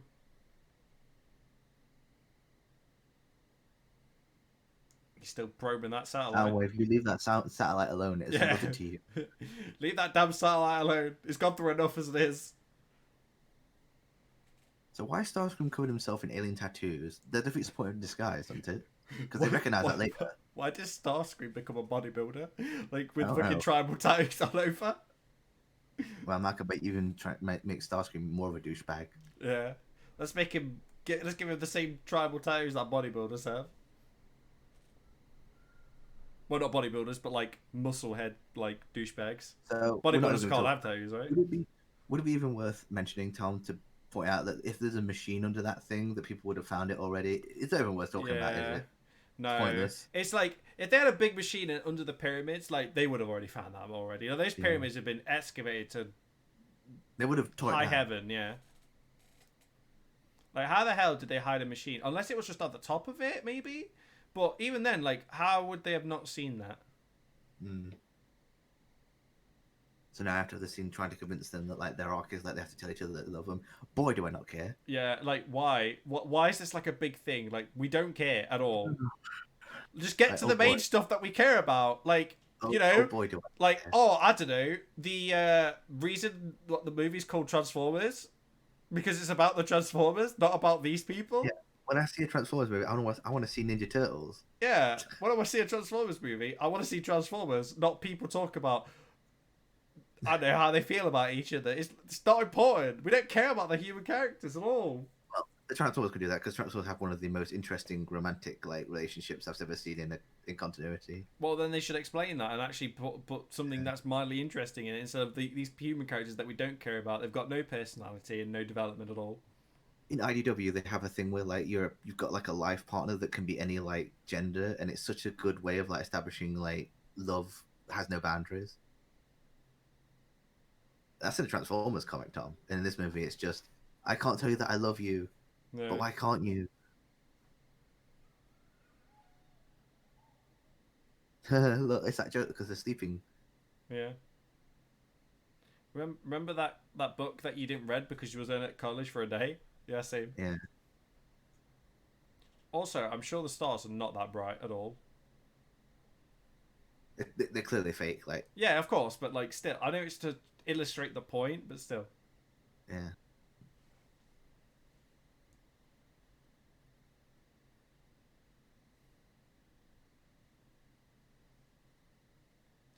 I wonder if they actually did shoot this in Egypt, or if it's Perhaps, like faked. I don't know. I like how they're just hauling Optimus's dead body around. Yeah.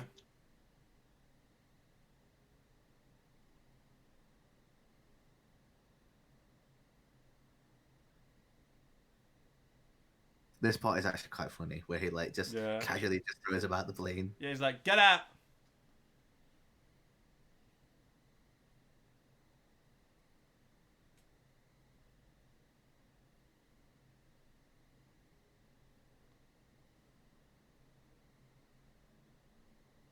I mean, he is technically behind it.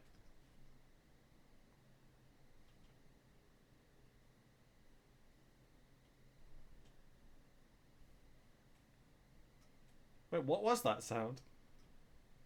How is the plane's turning like that? How are they standing? Like, yeah, how are they still standing like straight and nothing's like effect? Like they did like a really hard turn as well. Like that would be like you're sitting down like bracing turn.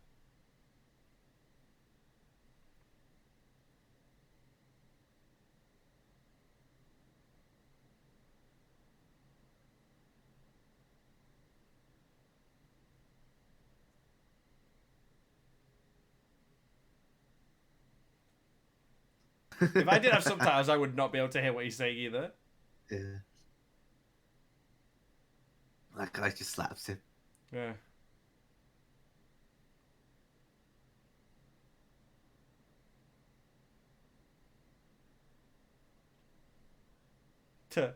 Like I perfectly went out of there without scratching himself on. Yeah.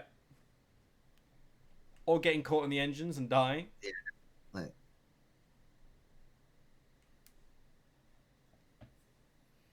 Get ready to bring the rain. Kind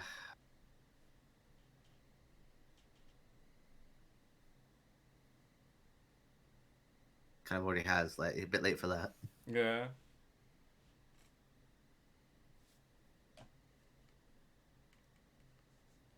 I'm sure army men don't sound this silly. No. Army men? You mean the military? Army. The military, I'm sure that they don't sound. Army men. I'm British, forgive me. I'm British, forgive me. That's what we call it. We don't call things the military. We call them boom boom men. Wait, that sounds weird, real weird. Yeah, just army men. Hey guys, Steven Spielberg left this great old set in the desert. It's like, why don't we use this? You know, I'd laugh so much if like they went behind. Wait, is that actually a set? Is that true? No, it's not. It's not. It's just it's. But imagine if they went behind there and the night from the Holy Grail just said wrong place, guys. Yeah. We've got this amazing set in the desert that you can reuse. Just go use that.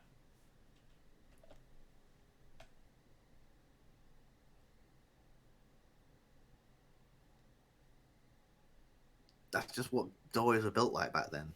Well, that doesn't prove anything. That doesn't prove anything. Like, just doorways were built that way because it was about being grand. Go into any palace, like, they're huge doors.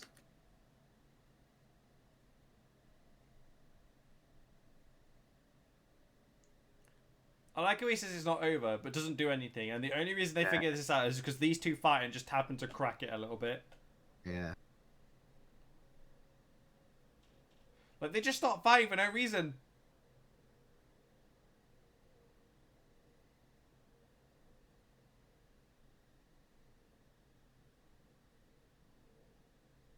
Like, it's literally just an accident.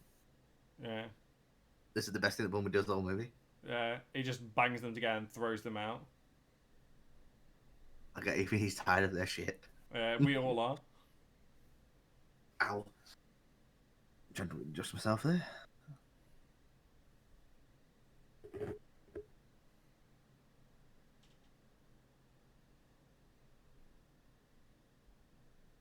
The symbols, they mean something. All of them have. Like, every single one of them has that. Yeah, the symbols, they mean something. That was the cleanest shot I've ever seen. Yeah.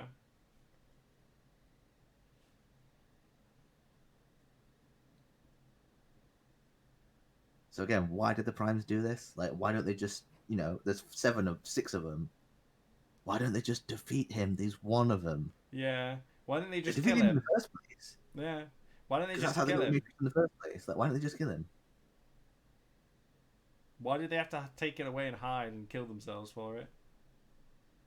So also, technically speaking, could they not have just resurrected one of them and then basically them just kill him? Why did they have to choose Optimus? I hate the design of the Matrix in this. Again, it looks like what you've been saying, like those tattoos. It's just tribal tattoos. Yeah. It just looks like giant triangle, and that's what it is. Yeah. It's not what the Matrix is at all. It's the thing that stops Unicron from eating everything. Yeah. So it doesn't pull his own leg off. I like how she's like, fam. Really? So he has to earn the Matrix, right? Yeah. And to go to Robot Heaven to do it, like we'll get to that later. But like, so after that, Heaven. So you can't use the Matrix unless you earn it. Right. So why can the Fallen use it after he brings it back? I don't know. Maybe because he's a Prime and therefore he bypasses that rule. I don't fucking know. I mean, he's a leader because he leads the Decepticons. So. Oh, but I thought Megatron was the leader. Remember? I don't know. This movie could just conflicts itself completely. Yeah, it's this is what happens to when a movie doesn't have a script. Okay. What do they do? Just pick up random pages, just throw it all together, and go, that'll do. Yeah, probably. Michael Bay just said, "I've got scenes. Let's just put it together and then just create exposition to explain these scenes."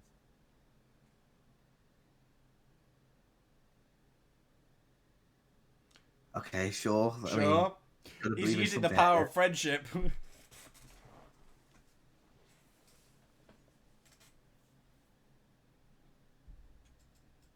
Oh god, this dialogue. Yeah. Not the best camera choice, I must admit. Yeah, that was a weird angle to shoot from. Yeah. Clearly it wasn't like a 1080p camera at that time. Yeah. So now the third act has started, so our second act on was no less than 20 minutes. Yeah. Now we're in Act 3. The longest first act ever by the shortest second. Like, this is where everything basically comes together now. Like, what? And we still got... Well, basically the movie sort of, starts properly. Yeah. So, we're only an hour and 46 minutes in. So really, realistically, we've got 30 minutes. Yeah, we still have nearly a half an hour before this movie's even over.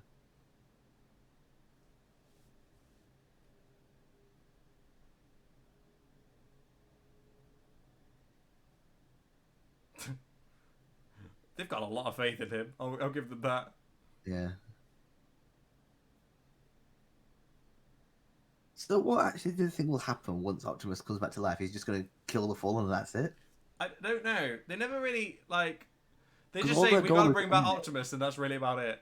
because he can only defeat the Fallen. But like, what's the plan after that? Yeah.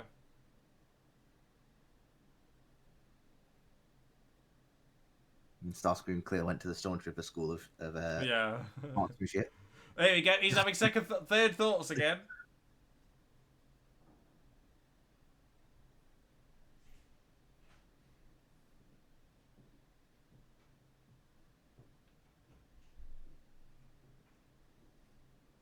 Oh God, Jesus! Who is he pleading with? Like, that's what I want to know. Who's he saying, just let me live? Who is he trying to plead with? Thank God. God's left the building by this point. Cannot hit anything, can he? Starscream, Jesus, where did you learn to aim, man? It's like he doesn't even have to aim that well. He's got a missile launcher. Yeah. It's just to aim in the general direction.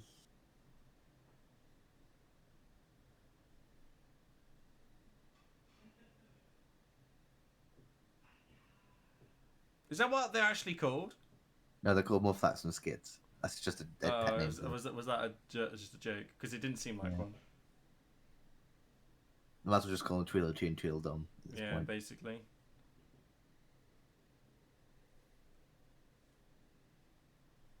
He says that line like at least 6 times. I know.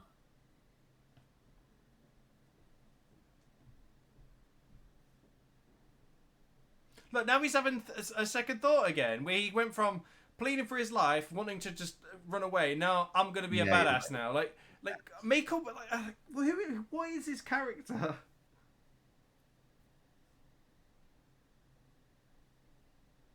So they literally recognize that it's a fake. Yeah. Which kind of defeats the point now, don't it? I like how they played the sound clip and it's like, yep, that's it, EMP. Also, like, if it's an EMP, wouldn't that kill all the other ones? Yeah, it would. Like, wouldn't they all be brain dead? What? Like the Transformers. Like, I know there's biology as well, but like, I guess. Literally...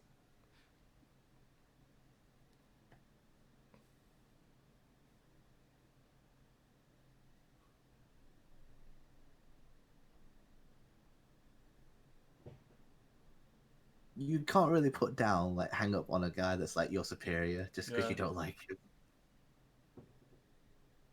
him. I mean, he does have a point. How is he able to reach them, but they can't reach what, 100+ men? Yeah. Do you know what this is in the first one, where like they EMP, like, because they basically do that in the first one. Yeah. They're just doing it again.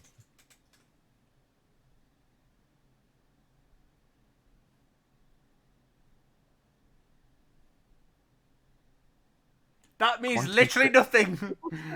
What does that even mean?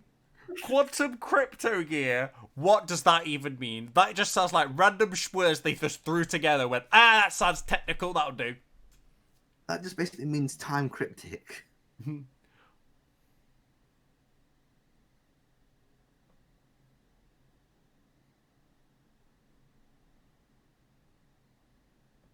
Would America even be allowed to go over Egypt? If they got permission, maybe, but I don't know. I don't. Was Egypt that bad as it is now? Like, probably not. Like, I honestly I don't know in terms of like the politics of Egypt. I am not really sure. No. I don't think this place is actually near the pyramids. By the way, Tom, this is what I mean. Yeah. The geography of this movie is insane. Yeah, it's all over the place. Like it.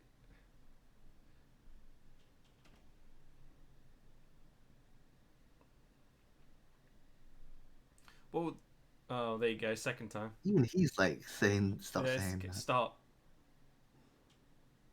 Okay, so we're about to get Devastator in a minute. Yeah. Like famous Constructicon that's formed by 7 other Constructicons, but there's no build-up, nothing, no establishing. It happens. It happens because people were annoyed. Like fans were annoyed. Like, oh, why are all these construction vehicles combining, but they're in the other fight scene? I'm like, well, just establish that they use clones, like that they use like same body types. Yeah. But yeah, like we'll get to Devastator when he appears because I have things to say. Also, I wanted to mention, I actually do like this Megatron design more than the other one. I think it actually kind of works. Yeah. I like his claw arm. I like his new tank legs. it allows the audience to focus on a part that's not as busy. Again, he's just a completely different character. That's the biggest problem. Mm. Oh, they do use meteorites again. Yeah. But then they don't use it ever again in 3 and 4 and 5. Where were those Decepticons anyway? I don't know. They just call them from nowhere. I love chickens, Eddie. See,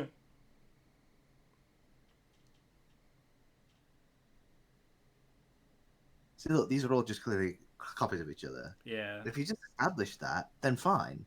I don't mind the Devastators formed out of the same vehicles, but they're supposed to be in the other scene.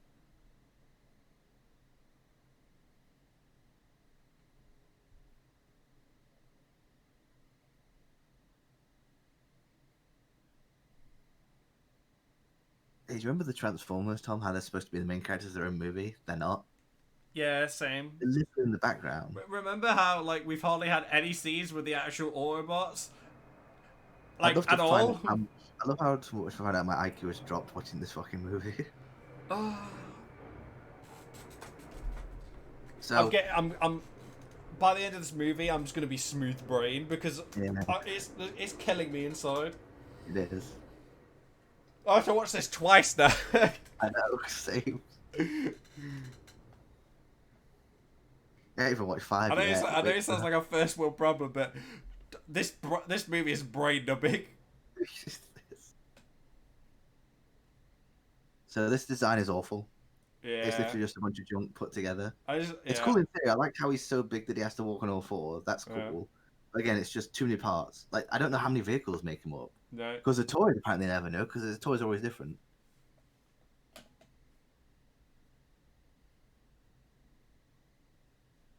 I mean, it is cool. It is, but there's no build up to it. There's like, look at that. That's just nothing. It's a nothing design. It's just junk. Yeah. And then we cut back to Shire. Yeah, cut back to the things that we don't care about again. And they hid this building for like God knows how long. And then we established that the Decepticons are searching for him, but why don't they search in this building as well? Yeah, they tear down every other building around them, but not this particular one. Yeah.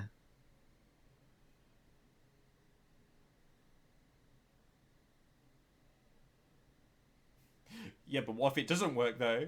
And like he's like, no, but it's gonna work. He's like, yeah, but what if it doesn't? You need a backup plan, dude. You can't just go with plan A. I'm going to Robot Heaven. He does go to Robot Heaven. That's such a weird scene. It is. Which we're gonna see in a minute.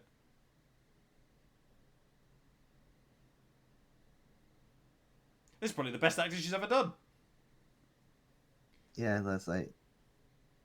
Actually, it looks like she's kind of scared. Yeah. I like how he just doesn't care at all. Where did that sword come from?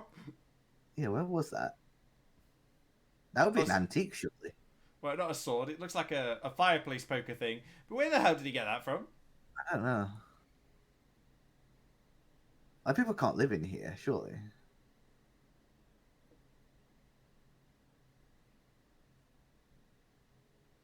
Like, yeah, that building. Nah, we're not gonna look in there.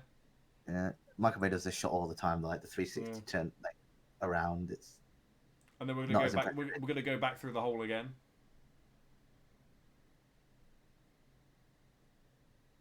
It's just not that impressive. No. Also, how is it that when he kills that, that's how they know where he is? Not that the fact that it's looking at him right now. Yeah, like why wouldn't they already know where he is now? Like, why is it that it's killed? Is that they confirm that it's there? That's an antenna on its back. Yeah.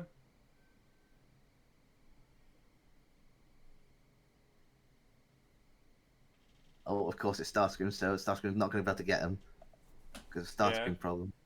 Yeah. He's also going to shoot and miss. Because, you know, he's not an easy part Starscream, he's part Stormtrooper.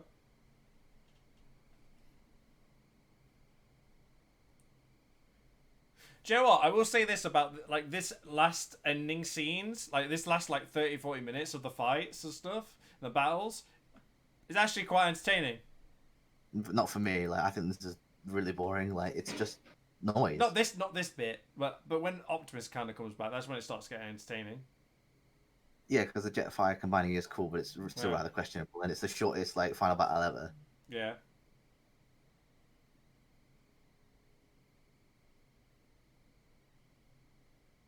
And look, remember the RCs, Tom? Yeah. Remember they were going to be in this movie? Yeah.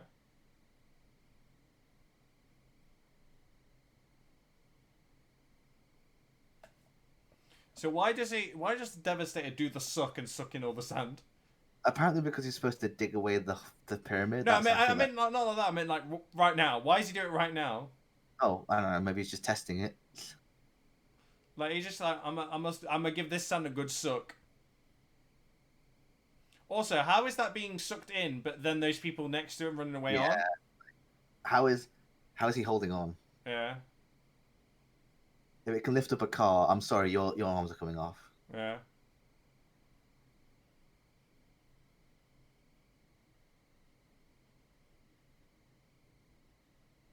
A pun. Like they didn't even time that like correctly, so it just didn't work at all. They paused and then it hit him. It's like, no, you've already missed the joke's already been missed. Like, oh, and this is where like everyone, the entire audience who wasn't an idiot, basically just said, finally the movie's gonna kill one of them, and then he turns out to be alive.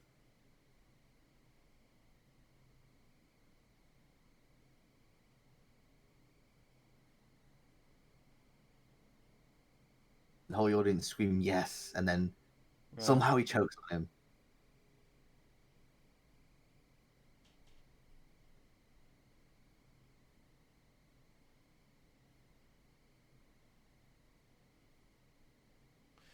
no, that is not the safest place. Run the opposite direction. That's not how it works at all.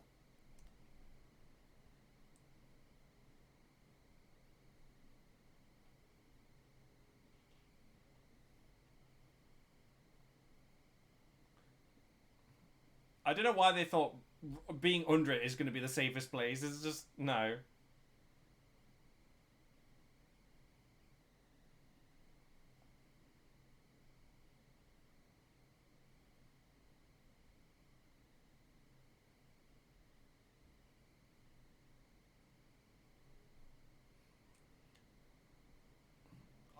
I honestly think like Michael Bay thought these twins were going to be really likable characters and like people were going to love them.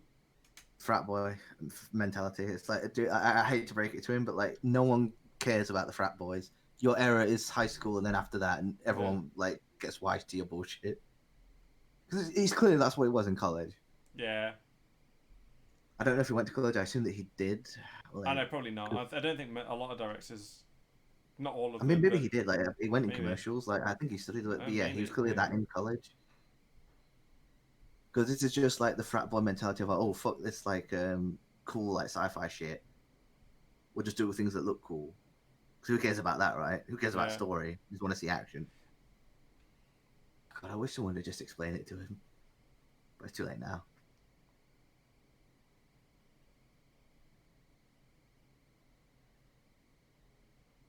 Wonder if he's sad that he's got no legs. That's hop around. He has to slither around like a snake. Yeah.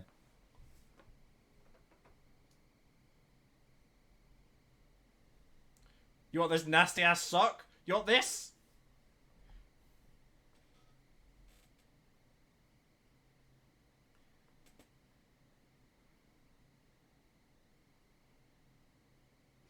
Why is that thing like growling like a rabid animal? I don't know. A lot of Decepticons do that throughout all these movies, and it's such a weird choice. So this fight scene is impressive, but you still can't see shit. Yeah. It's a common theme in these movies. Like, the fight scenes are cool, but it'd be great if we could fucking see them.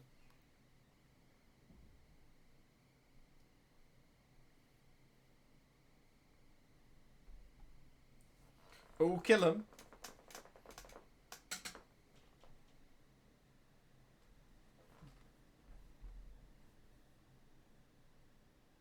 Did they literally just break his arm? Yeah. Again, like...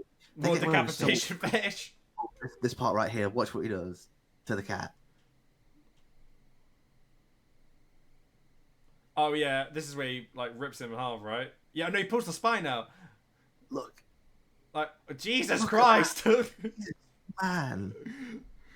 Like you can't like imagine if that was a person. real. Like they would not be able to do that.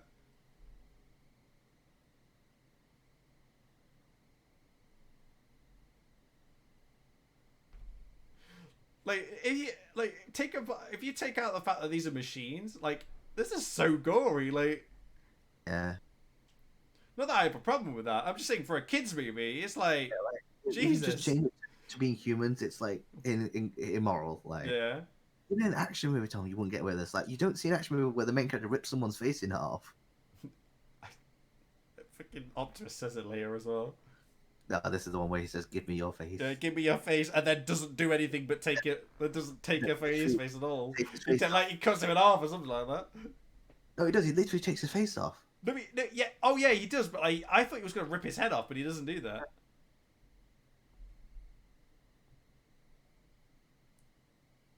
So this is basically the scene from War of the Worlds remake where he's like, "You gotta let me go," which to Tom Cruise, and like somehow he has to convince him, and he lets him go. Except this one's slightly more believable because at least he has the thing that could stop him. Yeah. Whereas in War of the Worlds, it's like, why would you let him go? I can't believe that Steven Spielberg has a less credible scene like that.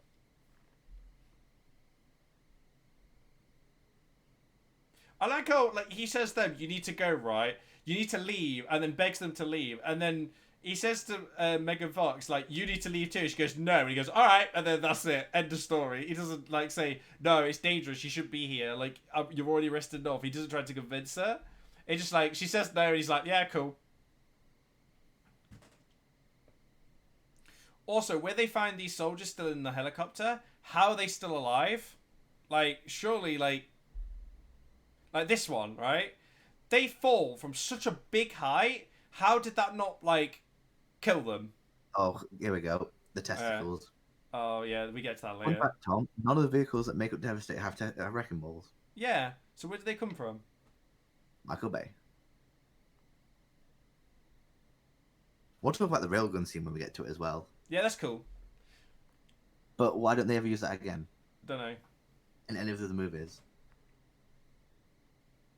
Also, I'm sure that's not how a railgun works, but it is cool to see it. No, it is cool. But again, why don't they use it when the Fallen's there? No idea. They didn't ever use it again. They just used it the once, right?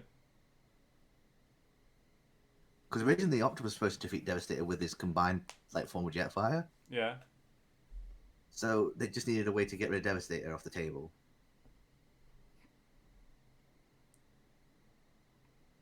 Ooh, more military shots.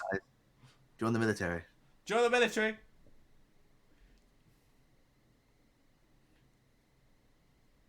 I'm sighing right now, but I'm just numb at this point. Yeah, I'm not speaking anymore because I'm dead inside. I'm just don't even care. I'm so dead inside. This movie has destroyed me. They would have a lot more to say, but this one is just there's no meat on the bones. Yeah. All you can just complain about is just how shit it is made, and even that gets old after a while.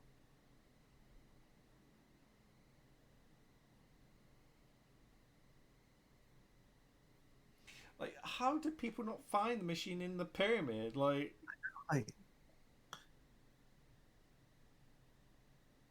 So I imagine this is the only reason Devastator is here is to basically just clear off the pyramid so that they can get to the machine. So I love how Megatron's up there just saying you could do it. Yeah, he just waves him in come on, I'm up here. Do it. Also, the fact that he convinced them to file a railgun without any sort of verification and any sort of clearance, I'm baffled. It's baffling. Yeah. Also, how the hell did he even get through to them? Yeah. Sector 7 doesn't exist, so he would know that doesn't exist, right? So he'd be like, "Well, what's that?" So how does he? No, he just goes, "Yeah, all right." Do you even agree with that? He just agrees with it. This strange man on a radio that I don't know, who's not legit at all. Yeah, fuck it, why not, dude? Like I say, I can't get angry at this movie, Tom, because Michael Bay has said that it's shit. When a director says that his own movie is shit, and it is shit, I can't really say anything angry about it because, end of the day, he's apologized for it. I don't think he apologized very well for it, but it's like with Batman and Robin, or yeah, it's how George Clooney apologizes for Batman, right? He's yeah, like he says he apologizes for that movie every opportunity he gets. Like, I can't complain about it really, because I can complain that it's a bad movie and hard to watch, but I can't really go and say you shouldn't watch this, because in the day you even need to think it's shit. But God, this movie sucks. Yeah. It's not as bad as the next couple, though. Well, the fifth one. It's worse for me, or the but third we'll one. The third one is just Shia LaBeouf losing his shit. You still haven't seen the fifth one yet. We are potentially. No, I still haven't seen that yet, and what I'll do is we'll watch that live. Actually, I'm not gonna watch it, and then once we get through the third and fourth one, we'll do a live stream of me watching it, and I'll watch it like my reaction will be fresh. Put it that way. You'll see me in real time die inside. Then we'll upload obviously the yeah, then we'll upload it after, of course. Yeah. I mean, we could be talking about something that's happening, but literally the robots are just shooting at each other. There's nothing happening. There's nothing really that much happening. They're just getting shot and... Yeah. Like, there's a cute little story on the commentary from Michael Bay with that robot there, but I don't really give a shit, so I'm not going to even bother dwelling on it. Mm. Why does Megatron keep roaring? I don't know. That's just his thing. He does it in the third one, too. This should be really impressive and epic, but it just isn't. I'm just struggling to stay awake. Same. I will say this though: the practical effects do look good. Yeah, it just the CG doesn't. It's just the CG doesn't. I like how they all just look at them like running, like. They're so orange. That's what they're wondering. Why is everyone so orange? Yeah, why is everyone so orange? Why is everyone be looking like Trump right now? My question is, why didn't they use those tanks earlier? No idea.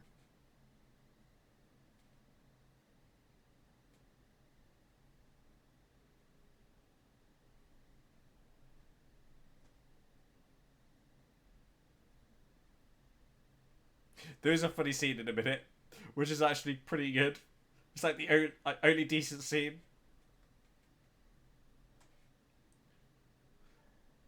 How does Megatron survive all this? He gets absolutely shredded in this. Yeah.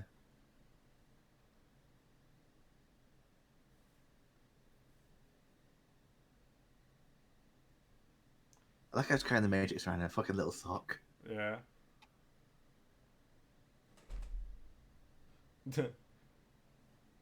I've got a sock. It doesn't. I've got a sock.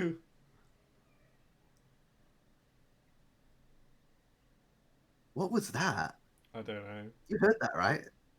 Yeah, it just made no sense.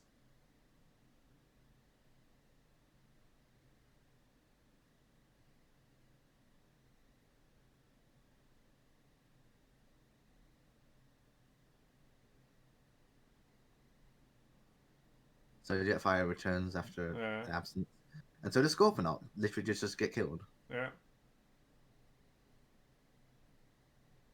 I love how like everyone thought that he was going to have a huge role in this story, Scorponok, but literally he's only in this scene. Yeah, he's just in this scene and then that's it.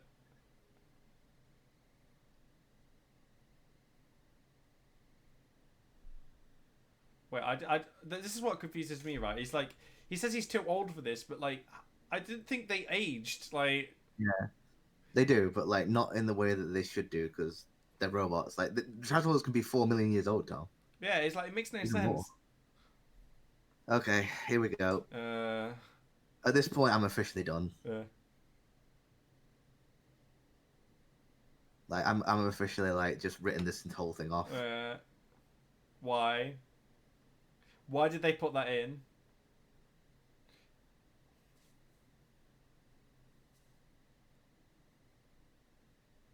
I mean, I love his reaction. He almost looks like he's like, no, I was almost done. Yeah.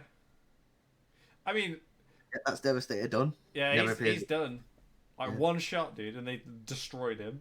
Like we make something really, we're gonna take it off the table. Like, that's it. We're already back to the like no like establishing that he's dead. Like they don't even know that he's dead. They don't know he's there. I love this scene. That is kind of funny. Yeah. I like I like how they still stand there like, we're about to be bombed in a second. We should probably be running. Really funny as well. This like, we've got to run. Now this should be really impressive, but again, I don't care. Like, yeah. It's just Michael Bay just indulging himself. Like explosions, everything's gonna blow up. Boom. I'm sure he thought this was impressive, but I don't. Again, it's just explosions. Hmm.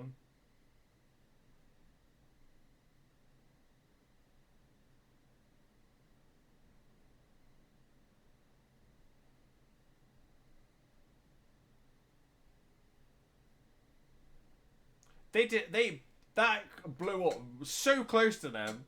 I know. Like, they'd be dead from the shockwave. Yeah. Also, how does Sam die here? That's my question. He gets blown a little bit and then lands on it. I guess he just lands awkward and maybe.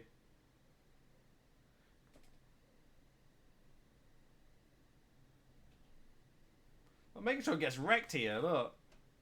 they just bail. Yeah, he's like, I'm out. See ya. And then he still spins. Look, spins. Yeah. Why?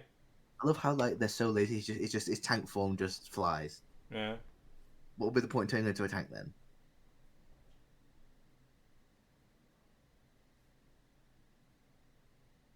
So he's doing something. Just like fucking doing something. He's like, he is doing something. More than you are. You're just screaming like, All right, so, you know. Oh yeah, this is where he goes to robot heaven. Yeah, like I want to go to robot heaven when I die. This is a cool shot. Too bad the rest of the movie's garbage. Yeah, there we go. It's like still holding on to that fucking sock. Yeah, the magic sock. Also, why is his parents there? I thought Bumblebee took them away. It's like, we're supposed to be sad here, but I just don't give a shit. I just don't care. No one cares. I was more upset Optimus died than this. That's because we know who Optimus is, kind of. Yeah. He's a crazy person. It's a madman. He just cuts everyone in half. Haven't they already declared him dead? I don't know. No, they haven't declared him dead. They're trying to revive him, I guess.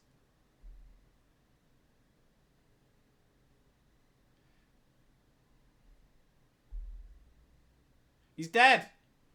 He's dead. He's dead. I hate you.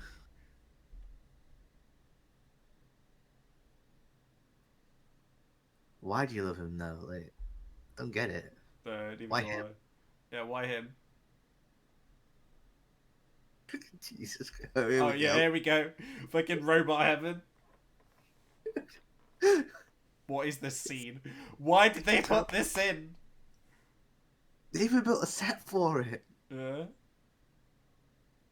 Alright, Kevin Michael Richardson. Yeah.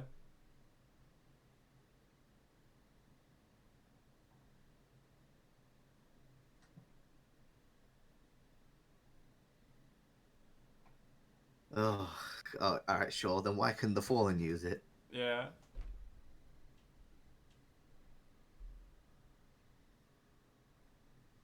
What's this lighting on his face? I don't know. He's back. Back from Robot Heaven. He's back from Robot Heaven with his triangle piece.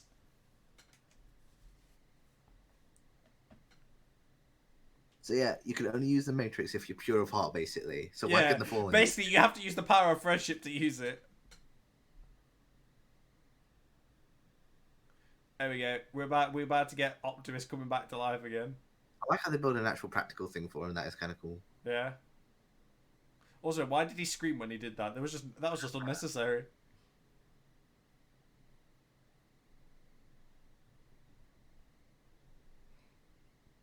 That was a clever, if lazy, way to hide that transition. Yeah.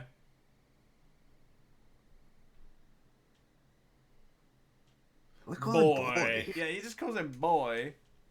Boy. Who are you? Yeah.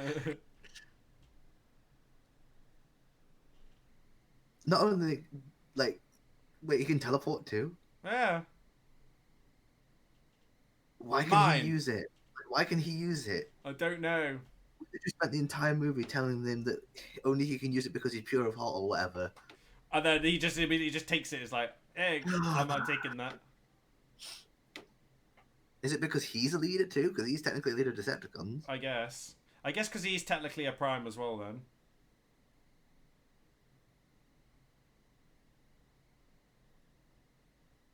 They did. They just decided to just kill themselves and hide it away from you.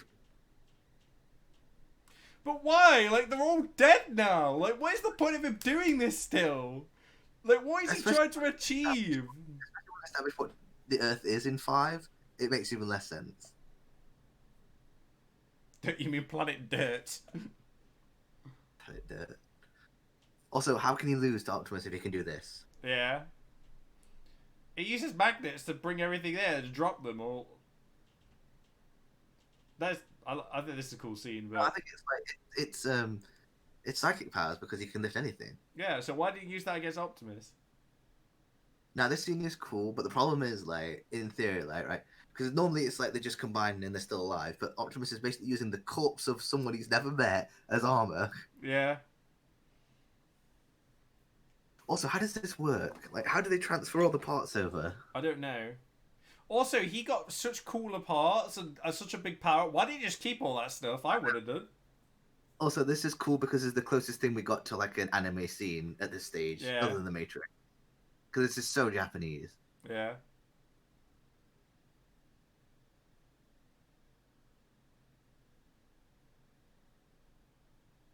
No, that is cool. It is cool. Just too bad they waste it. This fight is over in, like, what? Yeah, this fight, hang on. So, 2:18. Let's say 2:19. Let's see how long it takes. Right, so 2:19, we'll time it. Yeah, right? 2:19, go. When the okay. Dies, that's when we'll say that the fight's over. Yeah. Okay, well, actually, we'll time it. Okay, so here's where it officially starts. So 2:19:10. 10. There we go. Literally, one shot destroys the machine. Yeah. Boom. Done. There you go. That's that plot point. Got rid of. Yeah.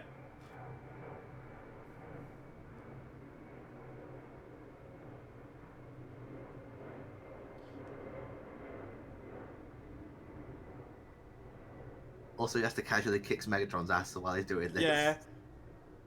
Like, Megatron gets absolutely annihilated in this scene. He's so useless. Like, one. Wait. 1, 2, 3. Blast in the face. Yeah, he blasts him in the face. Oh, Love just this. cutting his limbs off. Just blast him. Yeah, he blasts him straight through the wall. Like, Megatron is just getting annihilated. Like, help me. He cut through, like, half his, like, body parts there. Yeah.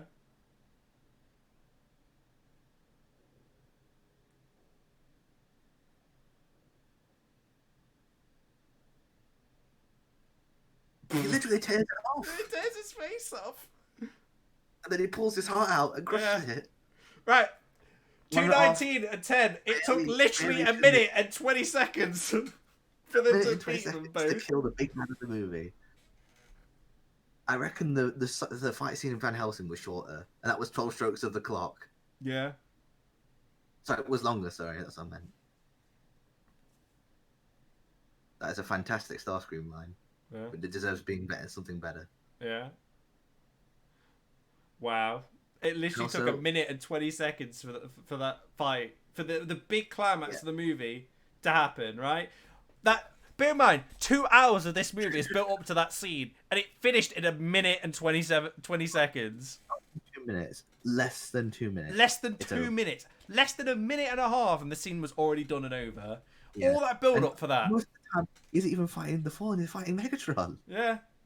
He was fighting Megatron longer than he was fighting the Fallen. He's fighting the Fallen probably less than a minute.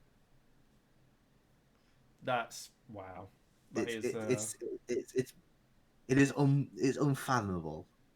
The fact that scene, also, like the literal fight was less than what 20 seconds is incredible. Also, continuing the trend of the 2, 3, and 4, this movie has no ending.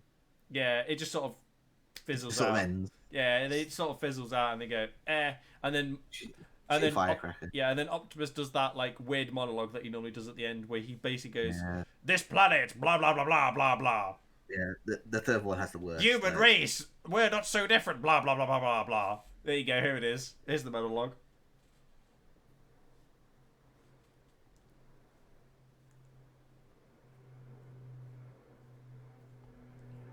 Optimus's classic speech of looking out into nowhere and basically giving a life lecture. Yeah.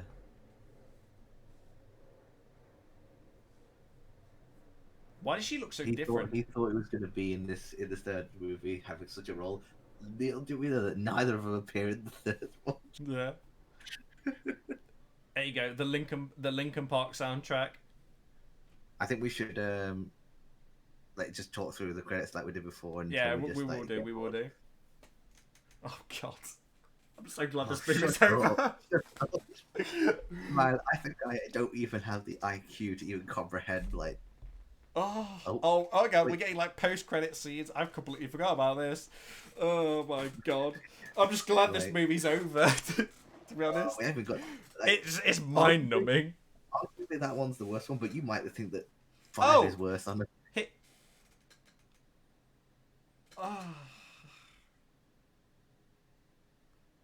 Okay, so why is he not getting punished for him interrupting?